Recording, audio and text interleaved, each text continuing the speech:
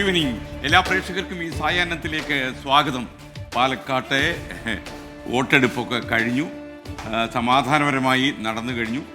ഇപ്പോഴും ഏതൊരു പോളിംഗ് ബൂത്തിൽ കുറച്ച് ആൾക്കാർ നിൽപ്പുണ്ടെന്നാണ് പറയുന്നത്. ഇന്നലെ അടുത്ത 48 മണിക്കൂറിൽ കൂട്ടലും കഴിക്കലും 23-ാം തീയതി അറിയാം തലയിലെടുത്ത് എങ്ങനെയാണ് പാലക്കാട്ടുകാർ എന്ത് വിധിയാണ് എഴുതുന്നത്. അതിനിടയ്ക്ക് പല ആൾക്കാരും ഒരുപാട് അവകാശവാദങ്ങളുമായിട്ടൊക്കെ ഇന്ന് ഈ വോട്ടെടുപ്പിന് ശേഷം വന്നു. അതൊക്കെ നമുക്ക് പൂർണ്ണമായും തള്ളാനും പറ്റില്ല, കൊള്ളാനും പറ്റില്ല, ആ ഒരു അവസ്ഥയിലാണ്.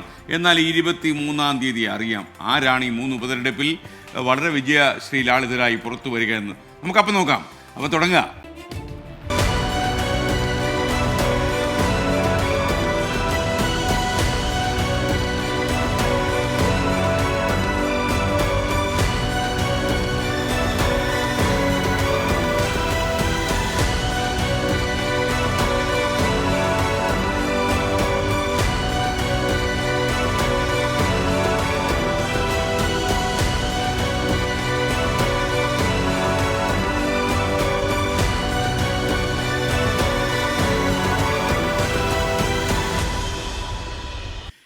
എല്ലാവർക്കും ഒരിക്കൽ കൂടി സ്വാഗതം. പാലക്കാട്ടെ വീറും വാശിയും ആവേശവും നിറഞ്ഞ പ്രചാരണത്തിന് ശേഷം ഇന്ന് പാലക്കാട് വിധി എഴുതി. പാലക്കാട്ട് അവകാശവാദങ്ങൾ 3 മുന്നണികളും പറയുന്നുണ്ട്. ഒരു പൊതുവേ നമ്മൾ രാവിലെ കഴിഞ്ഞപ്പോൾ ഉച്ചയായപ്പോൾ ഈ വോട്ടെടുപ്പൊക്കെ വളരെ മന്ദഗതിയിലായി. പക്ഷേ ഉച്ച കഴിഞ്ഞപ്പോൾ കുറച്ച് മാറ്റം ഉണ്ടായി. പോളിംഗ് ശതമാനം യഥാർത്ഥ കണക്ക് കൃത്യമായി വന്നോ എന്നെനിക്ക് അറിയില്ല. എന്തായാലും ഇപ്പോഴും ഏതോ ബൂത്തിലൊക്കെ ആളുകൾ ക്യൂ നിൽക്കുന്നു എന്നാണ് നമ്മൾ മനസ്സിലാക്കുന്നത്. 6 മണി കഴിഞ്ഞപ്പോൾ കൂപ്പണൊക്കെ കൊടുത്തു എന്നാണ് മനസ്സിലാക്കുന്നത്. എന്തായാലും ഈ 2 ദിവസം സമാധാനപരമായിട്ടിരിക്കാം. 23-ാം തീയതി നമുക്ക് തന്നെ ഈ ഫലം വളരെ കൃത്യമായി നമ്മുടെ ഹാഷ്മി താജ് ഇബ്രാഹിം, ഞാനും വിജയകുമാറും ചേർന്ന് ഒരുക്കുന്ന ഇലക്ഷൻ സ്പെഷ്യൽ പരിപാടിയിൽ നമുക്ക് ഈ ഫലമൊക്കെ അനൗൺസ് ചെയ്യാം. 3ഇടത്തെയും ഫലവും പിന്നെ ജാർഖണ്ഡിലെയും മഹാരാഷ്ട്രയിലെയും ഒക്കെ ഫലം വന്ന് വരും. അപ്പോൾ നമുക്ക് ഇന്നത്തെ ഏറ്റവും വലിയ വാർത്ത, ഇന്നത്തെ വാർത്താ പകൽ ഇതിനപ്പുറം ഒരു വാർത്തയില്ലായിരുന്നു. പാലക്കാട് അങ്ങനെ വിധി എഴുതി. കേരളപ്പോര് powered by KLM Maxiva gold loan. പുരോഗതിയുടെ ആനന്ദം എല്ലാവർക്കും.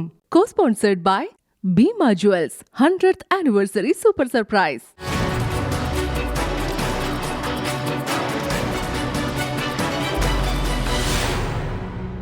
പാലക്കാട്ടെ ഉപതെരഞ്ഞെടുപ്പിൻ്റെ വോട്ടെടുപ്പ് അവസാനിച്ചു. 70%-ലേറെ പേർ വോട്ട് രേഖപ്പെടുത്തിയെന്നാണ് കണക്ക്. പോളിംഗ് സമയം കഴിഞ്ഞിട്ടും ചില ബൂത്തുകൾക്ക് മുന്നിൽ ഇപ്പോഴും വോട്ടേഴ്സിൻ്റെ നിരയുണ്ടോ എന്ന് എനിക്കറിയില്ല. പക്ഷേ വോട്ടേഴ്സിൻ്റെ നീണ്ട നിരയുണ്ടായിരുന്നു. ഗേറ്റ് അടച്ചതിന് ശേഷം എത്തിയ ചിലർക്ക് വോട്ട് ചെയ്യാൻ കഴിയാതെ മടങ്ങിപ്പോകേണ്ടിയും വന്നു.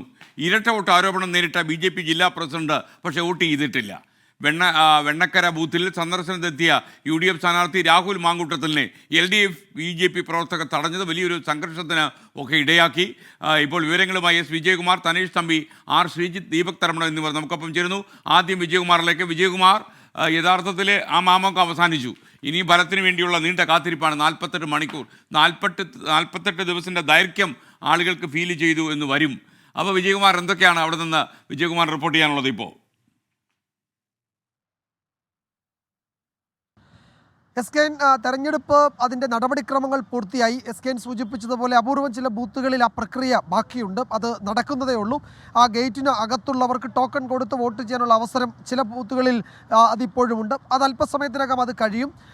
ഏറ്റവും ഒടുവിൽ വരുന്ന കണക്കനുസരിച്ച് 70%-ലധികം ആളുകൾ പാലക്കാട്ട് വോട്ടെടുപ്പിൽ പങ്കെടുത്തു, ജനാധിപത്യ പ്രക്രിയയുടെ ഭാഗമായി എന്നതാണ് ഏറ്റവും ഒടുവിൽ വരുന്ന കണക്ക്.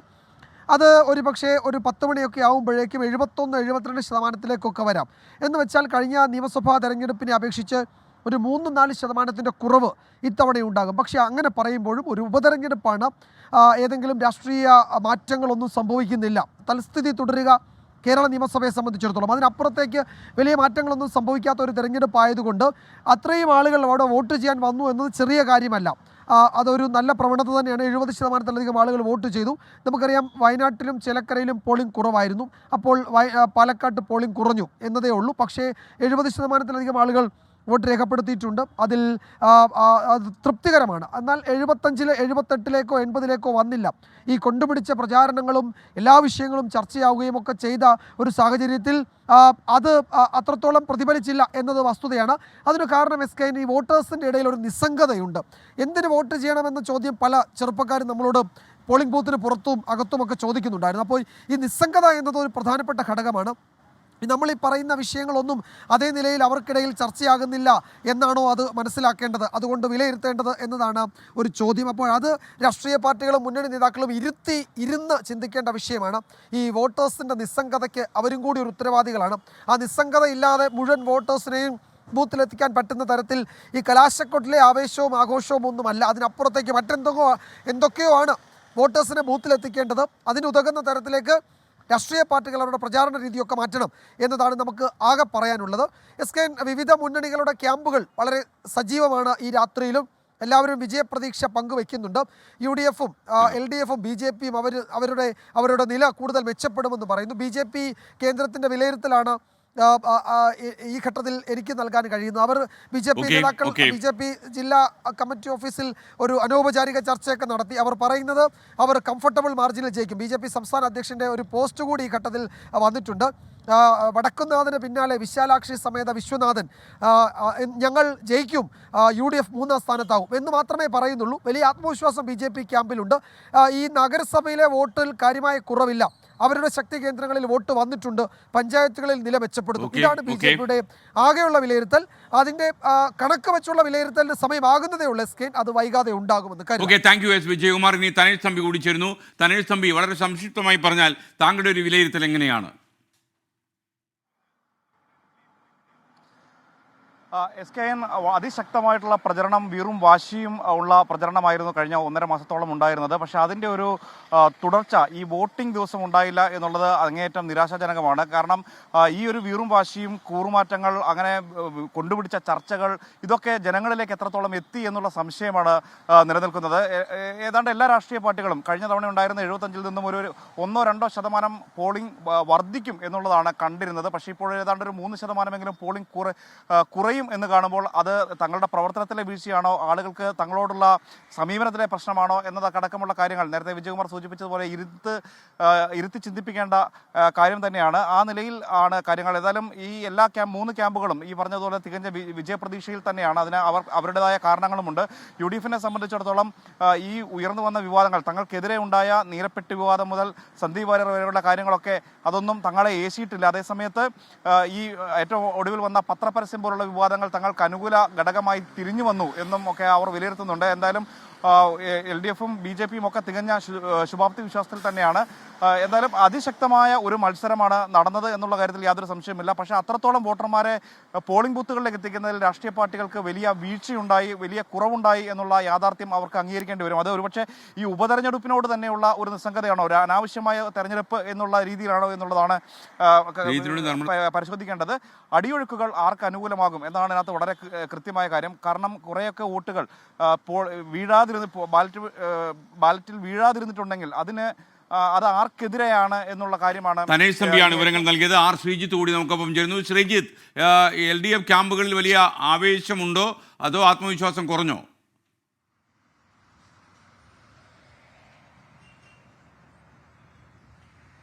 SKN LDF ക്യാമ്പിൽ വോട്ടെടുപ്പ് കഴിയുമ്പോൾ നല്ല ആത്മവിശ്വാസമുണ്ട്. കഴിഞ്ഞ തവണത്തേക്കാൾ ഏതാണ്ട് 5% കുറവാണ് പോളിംഗ് ശതമാനത്തിൽ ആകെ പ്രതിഫലിച്ചിരിക്കുന്നത്. UDF-ന്റെ ശക്തി കേന്ദ്രമായ പിരായിരി പഞ്ചായത്തിൽ 2021 നിയമസഭാ തെരഞ്ഞെടുപ്പിൽ 77% പോളിംഗ് ഉണ്ടായിരുന്നു. അവിടെ പോളിംഗ് ശതമാനത്തിൽ ഏതാണ്ട് 7% കുറവ് ഇപ്പോൾ സംഭവിച്ചിട്ടുണ്ടെന്നാണ് പ്രാഥമിക കണക്ക്. ഇത് LDF കേന്ദ്രങ്ങളെ വലിയ തോതിൽ സന്തോഷിപ്പിക്കുന്നുണ്ട്. BJP-യും അക്കാര്യത്തിൽ സന്തോഷം പുലർത്തുന്നു. കാരണം പിരായിരിയിലാണ് UDF-ന് ഏറ്റവും കൂടുതൽ ലീഡ് ലഭിക്കുന്നത്. നഗരസഭയിൽ BJP-യും മാത്തൂർ, കണ്ണാടി പഞ്ചായത്തുകളിൽ LDF-മാണ് ലീഡ് ചെയ്യുന്നത്. അതുകൊണ്ട് തന്നെ LDF കേന്ദ്രങ്ങളിൽ നല്ല പോളിംഗ് നടന്നിട്ടുണ്ട്. അതുകൊണ്ട് പോളിംഗ് ശതമാനത്തിലെ കുറവ് തങ്ങൾക്ക് ദോഷകരമായി ബാധിക്കില്ല എന്ന നല്ല ആത്മവിശ്വാസത്തിലാണ്. 1-ാം സ്ഥാനത്തോ 2-ാം സ്ഥാനത്തോ എത്താൻ കഴിയും. 3-ാം സ്ഥാനം എന്ന നാണക്കേട് കഴുകിക്കളയുന്ന തെരഞ്ഞെടുപ്പായിരിക്കും പാലക്കാട്ടെ ഉപതെരഞ്ഞെടുപ്പ് എന്ന ആത്മവിശ്വാസമാണ് LDF ക്യാമ്പുകളിൽ നിറയുന്നത്. Thank you Sreejith. ദീപക് തർമ്മടം, മറ്റ് പല ബൂത്തുകളിലും ദീപക് സഞ്ചരിച്ചു. അപ്പോൾ കാണുന്ന ഒരു കാഴ്ച എന്താണ്? കാര്യം 3 മുന്നണികളും അമിതമായ ഒരു ആത്മവിശ്വാസം പ്രകടിപ്പിക്കുന്നതായി നമുക്ക് തോന്നുന്നില്ല. കാര്യം പൊതുവേ ഒരു നിസ്സംഗത വോട്ടേഴ്സിൽ പ്രകടമാണ്. കാര്യം അടിച്ചേൽപ്പിച്ച തെരഞ്ഞെടുപ്പ്, അതല്ലെങ്കിൽ എന്തിനാണ് ഇതൊക്കെ ചെയ്യുന്നത് എന്നൊക്കെയുള്ളൊരു തോന്നൽ നമ്മുടെ വോട്ടേഴ്സിനെ പിടികൂടിയെന്ന് സംശയിക്കാൻ ന്യായമുണ്ട്. പറയൂ ദീപക്. SKN അത് തന്നെയാണ് ശരി. കാരണം പ്രചണ്ഡമായ പ്രചരണത്തിൻ്റെ ഒരു ആകത്തുകയായുള്ള വോട്ടേഴ്സിൻ്റെ തള്ളിക്കയറ്റം പോളിംഗ് ബൂത്തിൽ കണ്ടില്ല എന്നുള്ളതാണ്. കാരണം ഒടുവിൽ വന്ന കണക്കും 70.51%. അത് കാണിക്കുന്നത് ഉപതെരഞ്ഞെടുപ്പ് ആകുമ്പോൾ മത്സരം കനക്കുമ്പോൾ സ്വാഭാവികമായും വോട്ടുകളെല്ലാം തന്നെ പോൾ ചെയ്യപ്പെടും. പക്ഷേ അതുണ്ടായില്ല. പ്രത്യേകിച്ചും ചെറുപ്പക്കാരുടെ വോട്ടിൽ കുറവ് വന്നു എന്നുള്ളത് വസ്തുതയാണ്. പോളിംഗ് സ്റ്റേഷനുകളിൽ എത്തിയവരോട് സംസാരിക്കുമ്പോഴും അവരും പ്രതികരിച്ചത് ആ രീതിയിൽ തന്നെയാണ്. എന്തിനാണ് വോട്ട് ചെയ്യുന്നത് എന്നൊക്കെ ചോദിച്ച ആൾക്കാർ പോലുമുണ്ട്. അങ്ങനെ നോക്കുമ്പോൾ ഈ പോളിംഗ് ശതമാനത്തിലെ ഇടിവ് അതിനെ എങ്ങനെ കണക്ക് കൂട്ടാൻ പറ്റുമെന്ന് യഥാർത്ഥത്തിൽ മാധ്യമങ്ങൾക്ക് മുൻപിൽ ആത്മവിശ്വാസം പ്രകടിപ്പിക്കുന്ന പാർട്ടികൾ, മുന്നണികൾ അവരുടെ ക്യാമ്പിൽ ഇതിൽ അടിയൊഴുക്കുകൾ എങ്ങനെ സംഭവിച്ചു, എവിടെ ആണ് വോട്ടിൻ്റെ ചോർച്ചയുണ്ടായത് എന്നുള്ളതാണ് ഇപ്പോൾ പരിശോധിച്ചുകൊണ്ടിരിക്കുന്നത് എന്നുള്ളതാണ് വസ്തുത. ഏതായാലും ഈ വോട്ട് ഷെയറിലെ കുറവ് വെച്ചുകൊണ്ട്, വോട്ടിംഗ് പാറ്റേണിലെ ശതമാനത്തിലെ കുറവ് വെച്ചുകൊണ്ട് ആർക്കെങ്കിലും അനുകൂലം പ്രതികൂലം എന്ന് പ്രവചിക്കുക അസാധ്യമാണ് പാലക്കാടിൻ്റെ കാര്യത്തിൽ. കാരണം പലയിടങ്ങളിലും തങ്ങൾക്ക് ശക്തിയുള്ള സ്ഥലത്ത് വോട്ട് പോൾ ചെയ്യിച്ചു എന്നുള്ള അവകാശവാദം പറയുമ്പോഴും കിട്ടേണ്ട വോട്ട് പലതും പെട്ടിയിലായില്ല എന്നുള്ള അടക്കം പറച്ചിലുകളാണ് മുന്നണികൾക്കിടയിൽ നടക്കുന്നത്. SKN മറ്റൊരു കാര്യം, ഈ പോൾ ശതമാനം കുറഞ്ഞതിനെ ചൊല്ലിയുള്ള തർക്കങ്ങളായിരിക്കും നാളെ മുതൽ നടക്കാൻ പോകുന്നത്. കാരണം ഉപതെരഞ്ഞെടുപ്പ് വിളിച്ചു വരുത്തിയത് ഇത്തരം കാര്യങ്ങളിലേക്കുള്ള രാഷ്ട്രീയ ചർച്ചകൾ മാത്രവുമല്ല, പാർട്ടികൾക്കുള്ളിലെ പടലപിണക്കം പുറത്ത് മറനീക്കി വരുന്ന ദിവസങ്ങളായിരിക്കും ഇനിയുള്ളത്. SKN. Okay, thank you. Deepak തർമ്മണമാണ് വിവരങ്ങൾ നൽകിയത്. പ്രേംകുമാർ പറഞ്ഞു ഒന്ന് നിർത്തടാ, 2 ദിവസം കഴിഞ്ഞ് അറിയാമല്ലോ. എൻ്റെ പ്രേംകുമാറെ ഈ ഇങ്ങനെ നിയമം കയ്യിലെടുക്കല്ലേ. 48 മണിക്കൂർ കഴിയുമ്പോൾ നമുക്ക് കാര്യമൊക്കെ അറിയാൻ പറ്റും. മലബാർ വാലി പറഞ്ഞു 23 റിസൾട്ട് വരും, വോട്ട് വെട്ടിയിലായി, ഇനി ആരും ഒന്നും പറഞ്ഞിട്ട് കാര്യമില്ല, കാത്തിരുന്ന് കാണാമെന്നാണ് പറയുന്നത്. അതുപോലെ അബ്ദുൽ ഗഫൂർ പറഞ്ഞു SKN മേക്കപ്പ് ലേശം കൂടിപ്പോയി. എന്നോട് നോക്കിയേ, എൻ്റെ മുഖത്തേക്ക് തന്നെ സൂക്ഷിച്ച് നോക്കിയേ, ഇപ്പോൾ കൂടുതലൊന്നുമില്ല. ഞാൻ ആ ഇടനാഴിയിലൂടെ മിനിബാവിൻ്റെ ഭാഷ പറഞ്ഞാൽ കുണുങ്ങി ഇങ്ങനെ വരുന്നില്ലേ, ആ സമയത്തുള്ള മേക്കപ്പ് കൂടുതലാണ്. അത് വേറെ ലൈറ്റിംഗ് പാറ്റേണിൽ നിൽക്കുന്നത് കൊണ്ടാണ്. പിന്നെ ചില യന്ത്രങ്ങളിലൂടെ ഈ ദൃശ്യങ്ങൾ കയറി ഇറങ്ങുന്നു എന്നുള്ളതും പ്രധാനമാണ്. അത് നമ്മുടെ സാങ്കേതിക രഹസ്യമാണ്, അത് നമ്മൾ വെളിപ്പെടുത്താൻ ഉദ്ദേശിക്കുന്നില്ല. പക്ഷേ ഒരു ദിവസം ഞാൻ വെളിപ്പെടുത്താം, ഡിസംബർ 8-ാം തീയതി. അതൊന്നൊരു വിഷയമല്ല. അപ്പോൾ നമുക്കിനി അടുത്ത വാർത്തയിലേക്ക് പോകാൻ സമയമായി എന്ന് തോന്നുന്നു. അതിനിടയിൽ AV ജയശങ്കർ ഒരു വാർത്ത റിപ്പോർട്ട് ചെയ്യുന്നു. പത്തനംതിട്ട തിരുവല്ലയിൽ നിന്ന് റീൽസിൻ്റെ ചിത്രീകരണത്തിനിടെ ബൈക്ക് ഓട്ടോയിലിടിച്ച് അപകടമുണ്ടായി. അതിൻ്റെ ദൃശ്യം നമുക്ക് ലഭിച്ചിട്ടുണ്ട്. ഇടിയുടെ ആഘാതത്തിൽ ബൈക്ക് പൂർണ്ണമായും തകരുകയും ഓട്ടോ തലകീഴായി മറിഞ്ഞു പോവുകയും ചെയ്തു. അപകടത്തിൽ ഓട്ടോ ഡ്രൈവർക്ക് പരിക്കേറ്റുവെന്നും റിപ്പോർട്ടിലുണ്ട്. 4 കൗമാരക്കാർ നടത്തിയ റീൽ ചിത്രീകരണത്തിനിടെയാണ് ഈ അപകടം ഉണ്ടായത്. അപകടത്തിന് പിന്നാലെ പ്രദേശത്ത് പോസ്റ്റർ സ്ഥാപിച്ച് ഓട്ടോ തൊഴിലാളികൾ, എന്ന് പറഞ്ഞാൽ ഇതാണ് പോസ്റ്റർ: റീലെടുക്കുന്നവരുടെ കൈയും കാലും തല്ലി ഒടിക്കും. ഒന്നുകൂടെ പറയാം, കോട്ട് ആൻഡ് അൺകോട്ട്, റീലെടുക്കുന്നവരുടെ കൈയും കാലും തല്ലിയൊടിക്കും എന്നാണ് പോസ്റ്റർ. എന്തായാലും റീൽ നടത്താൻ പോകുന്ന ആൾക്കാർ കൈകാലുകൾക്ക് ഭംഗം ഉണ്ടാകാതെ സൂക്ഷിക്കുക. നമുക്കത് മാത്രമേ പറയാൻ പറ്റൂ. ഇന്നലെ വൈകുന്നേരത്തോടെയാണ് ഈ അപകടം ഉണ്ടായത്. മഹാരാഷ്ട്രയിലും ജാർഖണ്ഡിലും BJP സഖ്യം അധികാരം പിടിക്കുമെന്ന് എക്സിറ്റ് പോൾ സർവേ ഫലം പറയുന്നു. അറിയാമല്ലോ, ഇപ്പോൾ എക്സിറ്റ് പോൾ ഫലമൊന്നും അങ്ങനെ കൂടുതൽ ആൾക്കാർ വിശ്വസിക്കുന്നുണ്ടോ എന്ന് എനിക്ക് സംശയമുണ്ട്. മഹാരാഷ്ട്രയിൽ 195 സീറ്റുകൾ വരെ BJP സഖ്യം നേടിയെടുക്കുമെന്നാണ് എക്സിറ്റ് പോൾ പറയുന്നത്. മഹാരാഷ്ട്രയിൽ ഇലക്ട്രൽ എഡ്ജും ജാർഖണ്ഡിൽ ആക്സിസ് മൈ ഇന്ത്യയുമാണ് ഇന്ത്യ സഖ്യത്തിന് അധികാരം പ്രവചിക്കുന്നത്. വിവരങ്ങളുമായി മുംബൈയിൽ നിന്ന് ശ്രീനാഥ് ചന്ദ്രൻ ചേരുന്നു. അതേപോലെ ജാർഖണ്ഡിൽ നമ്മുടെ പ്രതിനിധി അച്യുതനും ചേരും. ആദ്യം മുംബൈയിലേക്ക് ശ്രീനാഥ് ചന്ദ്രൻ ചേരുന്നു. ശ്രീനാഥ് ചന്ദ്രൻ, യഥാർത്ഥത്തിൽ തുടർഭരണം കിട്ടും എന്നാണോ NDA ക്യാമ്പിൻ്റെ പ്രതീക്ഷ? അത്തരമൊരു പ്രതീക്ഷ, അത് ആ ഒരു പ്രതീക്ഷ ഇങ്ങനെ ജ്വലിപ്പിച്ച് നിർത്തുന്ന സർവേ ഫലങ്ങളാണ് ഇപ്പോൾ കൂടുതലായും പുറത്തു വന്നിട്ടുള്ളത്.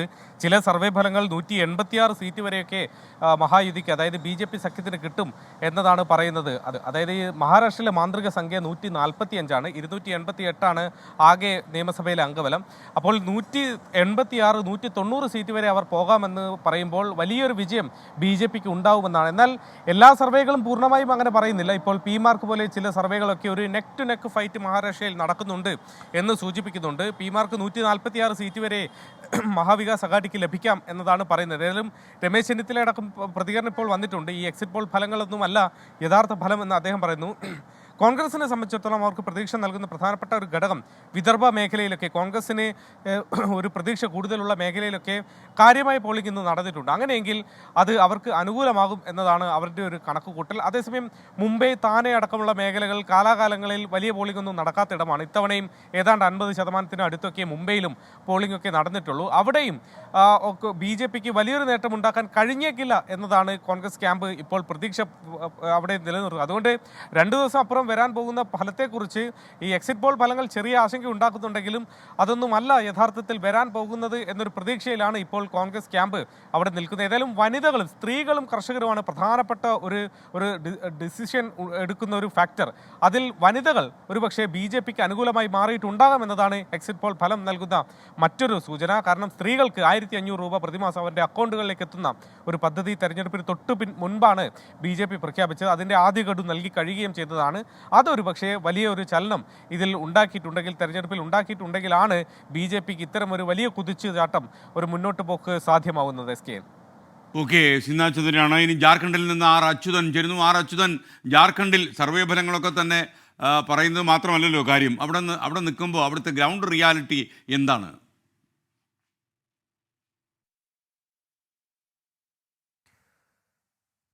SKN ഭൂരിഭാഗം സർവേകളും എക്സിറ്റ് പോൾ ഫലങ്ങളും അവിടെ NDAക്ക് ഒരു മുൻതൂക്കം പ്രവചിക്കുന്നു. ആക്സിസ് മൈ ഇന്ത്യ മാത്രമാണ് 51 ഇത് ഇന്ത്യ മുന്നണിക്ക് പ്രവചിക്കുന്നത്. പക്ഷേ ഒന്ന് വിലയിരുത്തി കഴിഞ്ഞു കഴിഞ്ഞാൽ BJP നല്ല രീതിയിലൊരു പ്രചാരണം ഈ ജാർഖണ്ഡിൽ നടത്തി എന്നതിൽ തർക്കമില്ല. കാരണം പ്രധാനമന്ത്രി തന്നെ നിരവധി റാലികളിൽ പങ്കെടുത്തു. കേന്ദ്ര ആഭ്യന്തരമന്ത്രി അമിത്ഷാ, പ്രതിരോധ മന്ത്രി രാജ്നാഥ് സിംഗ്, JP നദ്ദ ഉൾപ്പെടെയുള്ളവർ മാറി മാറി ക്യാമ്പയിനുകളിൽ സജീവമായി എന്നതും ശ്രദ്ധേയമാണ്.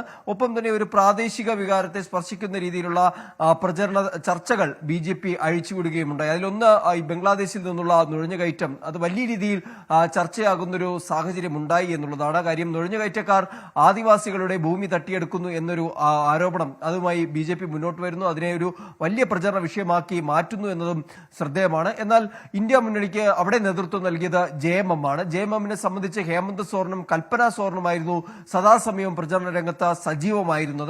മണിപ്പൂർ ഉൾപ്പെടെയുള്ള വിഷയങ്ങളായിരുന്നു JMM BJPക്കെതിരെ പ്രയോഗിച്ചത്. എന്നാൽ കോൺഗ്രസിനെ സംബന്ധിച്ച് ചില വിമർശനങ്ങൾ അവിടെ ഉയർന്നു. കാര്യം കോൺഗ്രസിന്റെ ചുമതലയുള്ള ജനറൽ സെക്രട്ടറി ജയറാം രമേശ് പോലും ഇതുവരെയും ആ സംസ്ഥാനത്ത് തെരഞ്ഞെടുപ്പുമായി ബന്ധപ്പെട്ട് സന്ദർശനം നടത്തിയിട്ടില്ല എന്നത് കോൺഗ്രസിനെ സംബന്ധിച്ച് ഉയർന്ന ചില വിമർശനങ്ങളാണ്. ഒപ്പം തന്നെ ഇന്ത്യ മുന്നണിയിലെ മറ്റു മുതിർന്ന നേതാക്കളും പ്രചരണ രംഗത്ത് സജീവമായിരുന്നില്ല എന്നതും ചർച്ചാ വിഷയമാണ്. അങ്ങനെയുള്ള പല കാര്യങ്ങളും ഈ തെരഞ്ഞെടുപ്പുമായി ബന്ധപ്പെട്ട ചർച്ചയായി. BJP ആ സംസ്ഥാനം തിരിച്ചുപിടിക്കുവാനുള്ള ശ്രമത്തിൽ തന്നെയാണ്. എന്നാൽ ഇന്ത്യ മുന്നണി ആവട്ടെ ആ ഒരു ഭരണം നിലനിർത്തുവാനുള്ള എല്ലാ തരത്തിലുള്ള പ്രചരണങ്ങളും അവരുടെ ഭാഗത്തു നിന്നും കാഴ്ചവെച്ചു. എന്തായാലും നിർണായകമാവുന്നത് 28 ഗോത്ര സംവരണ മണ്ഡലങ്ങളാണ്. അത് ഇക്കുറി ആർക്കൊപ്പം എന്നുള്ളത് കൂടിയാണ് ഇനി ജനവിധി വരുമ്പോൾ നമുക്ക് അറിയുവാനായി കാത്തിരിക്കുന്നത്. SKN. Okay, thank you. അച്യുതനാണ് ജാർഖണ്ഡിൽ നിന്ന് നമുക്കൊപ്പം ചേർന്ന്. നമുക്ക് 23-ാം തീയതി യഥാർത്ഥ വിവരം അറിയാൻ കഴിയും. ചന്ദ്രൻ ചെറിയിൽ പറഞ്ഞ SKN, താങ്കളുടെ കണ്ണുകൾ കൂടുതൽ ഇടുങ്ങിയതുപോലെ തോന്നും. കണ്ണുകൾ മാത്രമേ ഇടുങ്ങുന്നുള്ളൂ, കാഴ്ചയ്ക്ക് ഇടുക്കമില്ല. കരുനാഗപ്പള്ളിയിൽ നിന്ന് 20കാരിയെ കാണാതായ സംഭവം. കൊല്ലത്ത് നിന്ന് കുട്ടിയുടെ രക്ഷിതാക്കൾ ഇപ്പോൾ കൊരട്ടി പോലീസ് സ്റ്റേഷനിലെത്തിയെന്ന് ഞങ്ങളുടെ ബ്യൂറോ പറയുന്നു. കരുനാഗപ്പള്ളിയിൽ നിന്നുള്ള പ്രത്യേക അന്വേഷണ സംഘത്തിനൊപ്പമാണ് കൊരട്ടിയിലെത്തിയത്. തിങ്കളാഴ്ച കരുനാഗപ്പള്ളിയിൽ നിന്ന് കാണാതായ കുട്ടിയെ ചാലക്കുടി മുരിങ്ങൂർ ഡിവൈൻ റിട്രീറ്റ് സെന്ററിൽ നിന്ന് കണ്ടെത്തുകയായിരുന്നു. പാലക്കാട്ടെ വോട്ടെടുപ്പ് ദിനത്തിലും ചർച്ചയായി LDFിൻ്റെ വിവാദ പത്രപരസ്യം. പത്രത്തിൽ ആര് പരസ്യം തന്നാലും സ്വീകരിക്കുമെന്ന് സുന്നി EK വിഭാഗവും നിലപാട് പത്രം നിവൃത്തിയാൽ മനസ്സിലാകുമെന്ന് സുന്നി AP വിഭാഗവും വ്യക്തമാക്കി. പരസ്യത്തെ എതിർത്ത് പ്രതിപക്ഷ നേതാക്കളും ഇന്ന് രംഗത്തെത്തി. നടപടിയിൽ തെറ്റില്ല എന്നാണ് CPIഎമ്മിൻ്റെ നിലപാട്. വോട്ടെടുപ്പ് തലേന്ന് നേതാക്കളുടെ വാക്പോരിനും വലിയ ചർച്ചയ്ക്കുമാണ് LDFിന്റെ പത്രപരസ്യം വഴിയൊരുക്കിയത്. മുഖപത്രമായ സുപ്രഭാതത്തിലെ പരസ്യവുമായി ബന്ധമില്ലെന്നായിരുന്നു സമസ്തയുടെ വിശദീകരണം. പത്രത്തിൽ ആര് പരസ്യം നൽകിയാലും സ്വീകരിക്കുമെന്ന് ജിഫ്രി മുത്തുക്കോയ തങ്ങൾ വ്യക്തമാക്കി. പത്രത്തിൽ വേണ്ട പരസ്യത്തെ പറ്റി നിങ്ങൾക്ക് അറിഞ്ഞൂടെ? പത്രത്തിൽ ആര് പരസ്യം കൊടുത്താലും നമ്മൾ സ്വീകരിക്കുമല്ലോ. മുഖപത്രമായ സിറാജിൽ പരസ്യം വന്നതിൽ വ്യക്തത വരുത്തേണ്ടത് മാനേജ്മെന്റെന്ന് AP സുന്നി നേതാവ് ഡോക്ടർ AP അബ്ദുൽ ഹക്കീം അസ്ഹരി. ഞങ്ങളുടെ പത്രം നിവർത്തി വെച്ചാൽ ആളുകൾക്ക് മനസ്സിലാകും അങ്ങനെ പറയേണ്ടതുണ്ടോ. പരസ്യം കൊടുത്ത എല്ലാവരുടെയും പരസ്യം പത്രത്തിൽ വന്നിട്ടുണ്ടല്ലോ. പിന്നെ അതിൽ കണ്ടന്റിനെ കുറിച്ചും അതിന്റെ താല്പര്യത്തെക്കുറിച്ചും പരസ്യം കൊടുത്തവരാണ് പറയേണ്ടത്.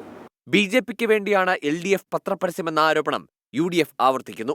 പരസ്യം നൽകിയവർക്ക് വേണ്ടിയായിരുന്നില്ലെന്ന് ഇപ്പോൾ തോന്നിക്കാണുമെന്ന് PK കുഞ്ഞാലിക്കുട്ടി. ഇടതുപക്ഷം ഒരിക്കലും ചെയ്യാൻ പാടില്ലാത്ത കാര്യമെന്ന് നേതാക്കൾ. ന്യൂനപക്ഷ വോട്ട് കോൺഗ്രസിന് കുറഞ്ഞു കിട്ടിയാൽ BJP ജയിച്ചോളും, BJPക്ക് അത് ഗുണം ചെയ്യും എന്ന ഒറ്റ കണക്കുകൂട്ടലിലാണ് ആ പരസ്യം കൊടുത്തിരിക്കുന്നത്. അവിടെ BJPക്കാണ് ഗുണം ചെയ്യുക. അത് അറിയാത്തവരൊന്നുമല്ലല്ലോ ഇടതുപക്ഷക്കാർ. ഒരിക്കലും ഒരു ഇടതുപക്ഷ പ്രസ്ഥാനം ചെയ്യാൻ പാടില്ലാത്ത കാര്യങ്ങളാണ് മാർക്സിസ്റ്റ് പാർട്ടി ഇന്നലെ പരസ്യത്തിലൂടെ ചെയ്തത്. പക്ഷേ നാളെയും ഇവിടെ മതസൗഹാർദ്ദം വേണ്ടേ കേരളത്തിൽ? അതിൻ്റെ കടയ്ക്കൽ കത്തിവയ്ക്കുന്ന പ്രസ്താവനയാണ് ഇടതുപക്ഷ മുന്നണി എന്നുള്ള പേരിൽ ഈ രണ്ട് പ്രമുഖ പത്രങ്ങളിൽ വന്ന വാർത്ത എന്ന് പറയുന്നത്. എന്നാൽ പരസ്യം നൽകിയതിൽ തെറ്റുപറ്റിയില്ല എന്ന നിലപാടിൽ തന്നെയാണ് CPIM. ഇത് സാങ്കേതിക പ്രശ്നമല്ലേ, ഇത് തെരഞ്ഞെടുപ്പിനെ ഒരു രൂപത്തിൽ ഹിറ്റ് ചെയ്യാൻ പോകുന്നില്ല. ആ പരസ്യത്തിന്റെ ഉള്ളടക്കം തെറ്റായിരുന്നോ? എന്നാൽ ഇന്ന് സന്ദീപ് വാര്യർ പറയണം. പരസ്യം തിരിച്ചടിയാകില്ലെന്ന് LDF സ്ഥാനാർത്ഥി ഡോക്ടർ P. സരിൻ പറഞ്ഞു. പത്രപരസ്യത്തിനെതിരെ തെരഞ്ഞെടുപ്പ് കമ്മീഷനെ സമീപിക്കുമെന്ന് UDF വ്യക്തമാക്കിയിട്ടുണ്ട്. ഉപതെരഞ്ഞെടുപ്പ് കഴിഞ്ഞാലും പത്രപരസ്യം രാഷ്ട്രീയ ചർച്ചയാകുമെന്ന് ഉറപ്പ്. News desk 24. സുപ്രഭാതം പത്രത്തിലെ വിവാദ പരസ്യങ്ങളിൽ വീഴ്ച സംബന്ധിച്ച സുപ്രഭാതം മാനേജ്മെന്റ് പരസ്യം നൽകിയതിൽ ജാഗ്രതക്കുറവുണ്ടായി, കുറ്റക്കാർക്കെതിരെ ഉചിതമായ തീരുമാനമുണ്ടാകുമെന്നും സുപ്രഭാതം മാനേജിംഗ് ഡയറക്ടർ അബ്ദുൽ ഹമീദ് ഫൈസി അമ്പലക്കടവ് അറിയിച്ചു. അഭിജിത്ത് മുഴക്കുന്ന് ചേരുന്നു കോഴിക്കോട് നിന്ന് മറ്റു വിവരങ്ങളുമായി. അഭിജിത്ത്, വിശദാംശങ്ങൾ. SKN സമസ്തയുടെ മുഖപത്രത്തിൽ വന്ന ആ പരസ്യത്തിൽ തങ്ങളുടെ നിലപാട് സമസ്ത നേരത്തെ തന്നെ വ്യക്തമാക്കിയതാണ്. തങ്ങളുമായി ഈ പത്രപരസ്യത്തിന്, ഈ പരസ്യത്തിൽ, ആ പരസ്യത്തിൽ അടങ്ങിയിരിക്കുന്ന കണ്ടന്റിന് യാതൊരുവിധ പിന്തുണയുമില്ല. ആ നിലപാടിനെ, ആ പത്രപരസ്യത്തെ പിന്തുണയ്ക്കുന്നില്ല എന്ന് സമസ്ത അധ്യക്ഷൻ ജിഫ്രി മുത്തുക്കോയ തങ്ങൾ തന്നെ വ്യക്തമാക്കിയതാണ്. നിലവിൽ ഇപ്പോൾ ഒരു വിശദീകരണവുമായി സുപ്രഭാതം മാനേജ്മെന്റ് തന്നെ രംഗത്തെത്തിയിരിക്കുന്നു. സുപ്രഭാതം മാനേജിംഗ് ഡയറക്ടർ അബ്ദുൽ ഹമീദ് ഫൈസി അമ്പലക്കടവിന്റെ ഫേസ്ബുക്ക് പോസ്റ്റിലാണ് ഇക്കാര്യം വ്യക്തമാക്കുന്നത്. അദ്ദേഹം പറയുന്നത്, ഇക്കാര്യത്തിൽ ഒരു വീഴ്ച സംഭവിച്ചിട്ടുണ്ട്, കുറ്റക്കാർക്കെതിരെ ഉചിതമായ ഒരു നടപടി ഉണ്ടാകും. ഈ ഒരു പരസ്യത്തിന്റെ കണ്ടന്റിന്റെ കാര്യത്തിൽ ജാഗ്രത കുറവുണ്ടായിരിക്കുന്നു. അതിനാൽ തന്നെ അക്കാര്യത്തിൽ ഒരു അന്വേഷണവും നടക്കുന്നുണ്ട്. കൃത്യമായ നടപടി, ഉചിതമായ നടപടി ഇക്കാര്യത്തിൽ ഉണ്ടാകും. അത് നേരത്തെ തന്നെ സമസ്ത അധ്യക്ഷൻ വ്യക്തമാക്കുകയും ചെയ്തതാണ്. ഈ രീതിയിൽ ഒരു പത്രപരസ്യം നൽകുന്നത്, അത്തരം കണ്ടന്റുകളോട് സമസ്തയ്ക്ക് യോജിപ്പില്ല. സുപ്രഭാതത്തിനും ആ നിലപാട് തന്നെയാണുള്ളത്. ഏതായാലും ഇക്കാര്യത്തിൽ ഒരു അന്വേഷണം ഉണ്ടാകുമെന്നും നടപടിയിലേക്ക് നീങ്ങുമെന്നുള്ള കാര്യമാണ് ഇപ്പോൾ സുപ്രഭാതം മാനേജ്മെന്റ് വ്യക്തമാക്കുന്നത്. ഏതായാലും ഇപ്പോൾ വോട്ടെടുപ്പ് അവസാനിച്ച് ആ ഒരു ഘട്ടത്തിലാണ് ഇങ്ങനെയൊരു വിശദീകരണവുമായി സുപ്രഭാതത്തിന്റെ മാനേജ്മെന്റ് രംഗത്തെത്തിയിരിക്കുന്നത് എന്നുള്ളതാണ് മറ്റൊരു പ്രധാനപ്പെട്ട കാര്യം. SKN.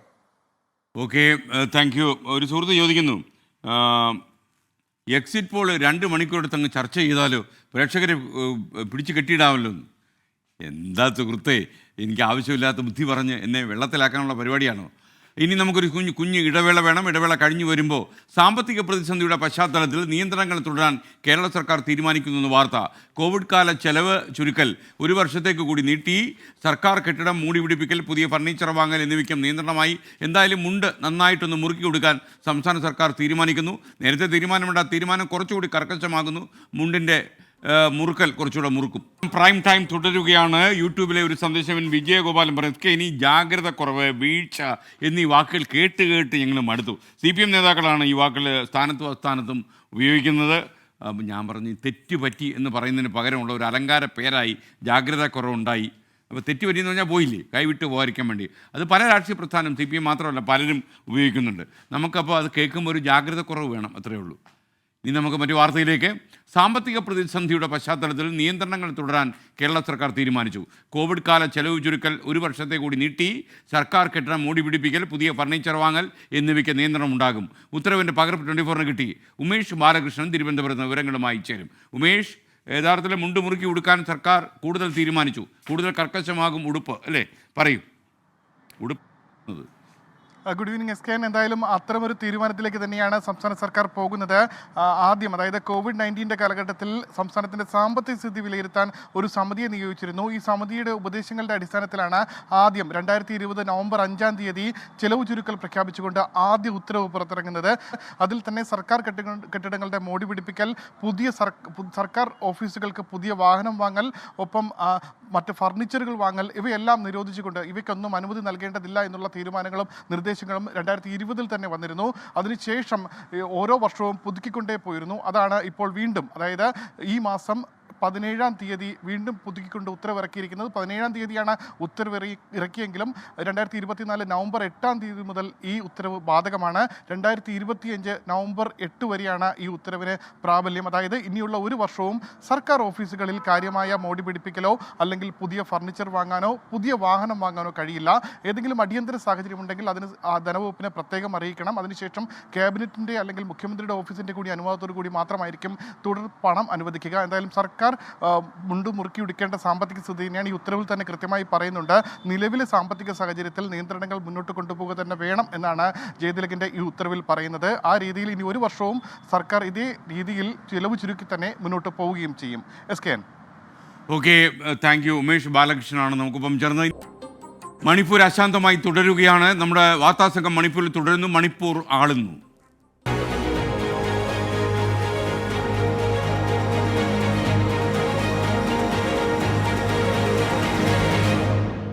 സംഘർഷം തുടരുന്ന മണിപ്പൂരിൽ മുഖ്യമന്ത്രി എൻ ബീരേൻ സിംഗിനെതിരെ പ്രതിഷേധം ശക്തമാക്കി ഗോത്രവർഗ സംഘടനകൾ. മുഖ്യമന്ത്രിയുടെയും MLA-മാരുടെയും വീടുകൾക്ക് കനത്ത സുരക്ഷ ഏർപ്പെടുത്തി. ഇന്റർനെറ്റ് നിരോധനം 3 ദിവസത്തെ കൂടി നീട്ടി. ഇംഫാലിലെ 4 മേഖലകളിൽ രാവിലെ 5 മണി മുതൽ 10 മണി വരെ കർഫ്യൂവിന് ഇളവ് ഉണ്ടാകും. മണിപ്പൂരിലെ ഇംഫാലിൽ നിന്ന് വിനീത വിജി തത്സമയം ചേരുന്നു. വിനീത, ഗുഡ് ഈവനിങ്. വിനീതയ്ക്ക് അവിടെ സെക്യൂരിറ്റി ഇഷ്യൂസ് ഒന്നും ഇല്ലാന്ന് വിശ്വസിക്കുന്നു. ടേക്ക് കെയർ, അതേ പറയാനുള്ളൂ. എന്തൊക്കെയാണ് വിവരങ്ങൾ?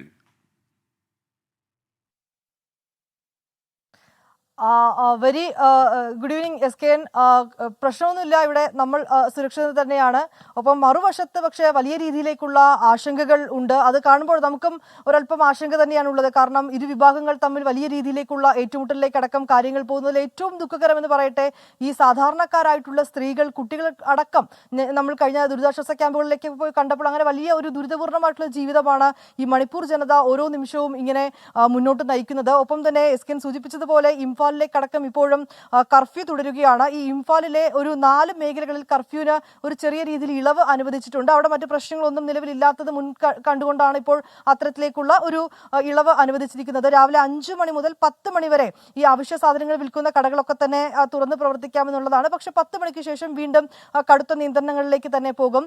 ഇന്റർനെറ്റ് സേവനങ്ങൾക്കുള്ള നിരോധനം അത് ഇന്ന് വരെയാണ് ആദ്യഘട്ടത്തിൽ അറിയിച്ചിട്ടുണ്ടായിരുന്നത്. ഈ നിരോധനം 3 ദിവസത്തേക്ക് കൂടി നീട്ടിയിരിക്കുകയാണ്. ഈ സമാധാനം പുനഃസ്ഥാപിക്കുന്നതിന്റെ ഒക്കെ ഭാഗമായി തന്നെയാണ് ഇത്തരം നടപടിക്രമങ്ങളുള്ളത്. ഒപ്പം തന്നെ ഈ MLA-മാരുടെയും മുഖ്യമന്ത്രിയുടെയും ഒക്കെ വീടുകൾക്ക് സമീപം വലിയ രീതിയിലേക്കുള്ള സുരക്ഷാ ക്രമീകരണങ്ങൾ ഏർപ്പെടുത്തിയിട്ടുണ്ട്. കൂടുതൽ കേന്ദ്രസേനയടക്കം മണിപ്പൂരിലേക്ക് ഇന്നും എത്തിയിട്ടുണ്ട്. ഇവരുടെയൊക്കെ നേതൃത്വത്തിൽ വലിയ സുരക്ഷാ കവചം തന്നെയാണ് ഓരോ മേഖലകളിലും ഒരുക്കിയിരിക്കുന്നത്. പക്ഷേ മറുവശത്ത് നമ്മൾ കഴിഞ്ഞ ദിവസമൊക്കെ പോയ ചുരാചന്ദ്പൂർ ഉൾപ്പെടെയുള്ള മേഖലകളിലേക്കൊക്കെ തന്നെ അതീവ ആശങ്ക തന്നെയാണുള്ളത്. അവിടെ ഇരു വിഭാഗങ്ങൾ തമ്മിൽ പരസ്പരം സൈന്യങ്ങളെ പോലെ അവർ ഏറ്റുമുട്ടുന്ന ഒരു സാഹചര്യമുണ്ട്. ഈ ആളുകൾക്ക്, ഈ കർഷകർക്കൊക്കെ ഈ പാടത്ത് മറ്റും ഇറങ്ങി പണിയെടുക്കാൻ പോലും കഴിയാത്തൊരവസ്ഥയിലേക്കാണ് കാര്യങ്ങൾ മുന്നോട്ട് പോകുന്നതെന്നാണ് അറിയാൻ കഴിയുന്നത്. SKN. വിനീത വിജി, ടേക്ക് കെയർ. മറ്റൊരു വാർത്തയിലേക്ക്. പത്തനംതിട്ട തിരുവല്ലയിൽ റീൽ ചിത്രീകരണത്തിനിടെ ബൈക്ക് ഓട്ടോയിലിടിച്ച് അപകടം ഉണ്ടായി. ഞാൻ നേരത്തെ പറഞ്ഞ വാർത്തയാണ്. അവരുടെ കോട്ട് ആൻഡ് അൺകോട്ടൊക്കെ പറഞ്ഞല്ലോ. ഇടിയുടെ ആഘാതത്തിൽ ബൈക്ക് പൂർണ്ണമായി തകർന്നു പോയി. ഇന്നലെ വൈകുന്നേരം നടന്ന അപകടത്തിൻ്റെ ദൃശ്യങ്ങൾ 24 കിട്ടി.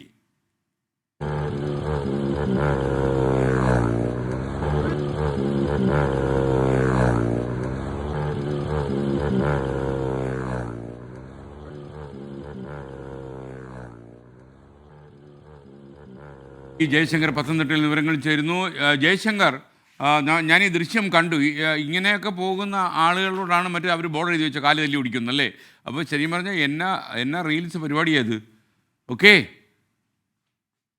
അപ്പോൾ പറയൂ ജയശങ്കർ. SKN കഴിഞ്ഞ ദിവസമാണ് ഇത്തരത്തിൽ റീൽ ചിത്രീകരണം തിരുവല്ലയിൽ ഉണ്ടായത്. നാട്ടുകടവ് പാലത്തിന് സമീപമാണ് 4 യുവാക്കൾ അമിത വേഗതയിൽ ബൈക്ക് ഓടിച്ചെത്തുകയും ഇവരുടെ ബൈക്ക് ഒരു ഓട്ടോയിൽ ഇടിച്ച് വലിയൊരു അപകടമുണ്ടായി. ഈ അപകടത്തിൽ ഓട്ടോ തലകീഴായി മറിഞ്ഞു. ഈ ബൈക്ക് 2 കഷ്ണങ്ങളായി ചിതറുകയും ചെയ്തു. ഇതിന് പിന്നാലെ ഈ ഓട്ടോ ഡ്രൈവർ അടുത്തുള്ള ആശുപത്രിയിൽ ചികിത്സ തേടി.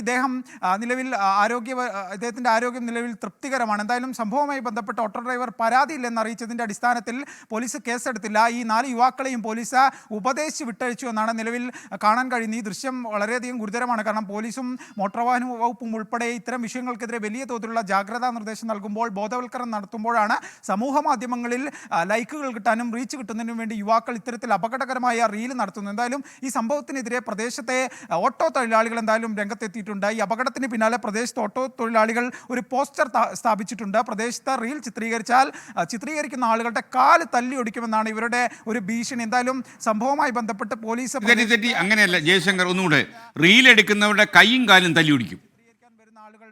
നമ്മൾ അത് മാറ്റി പറയാൻ പാടില്ല കേട്ടോ. അവർ എഴുതി വെച്ചത് അതുപോലെ തന്നെ പറയണമല്ലോ. ബോർഡ് കണ്ടില്ലേ?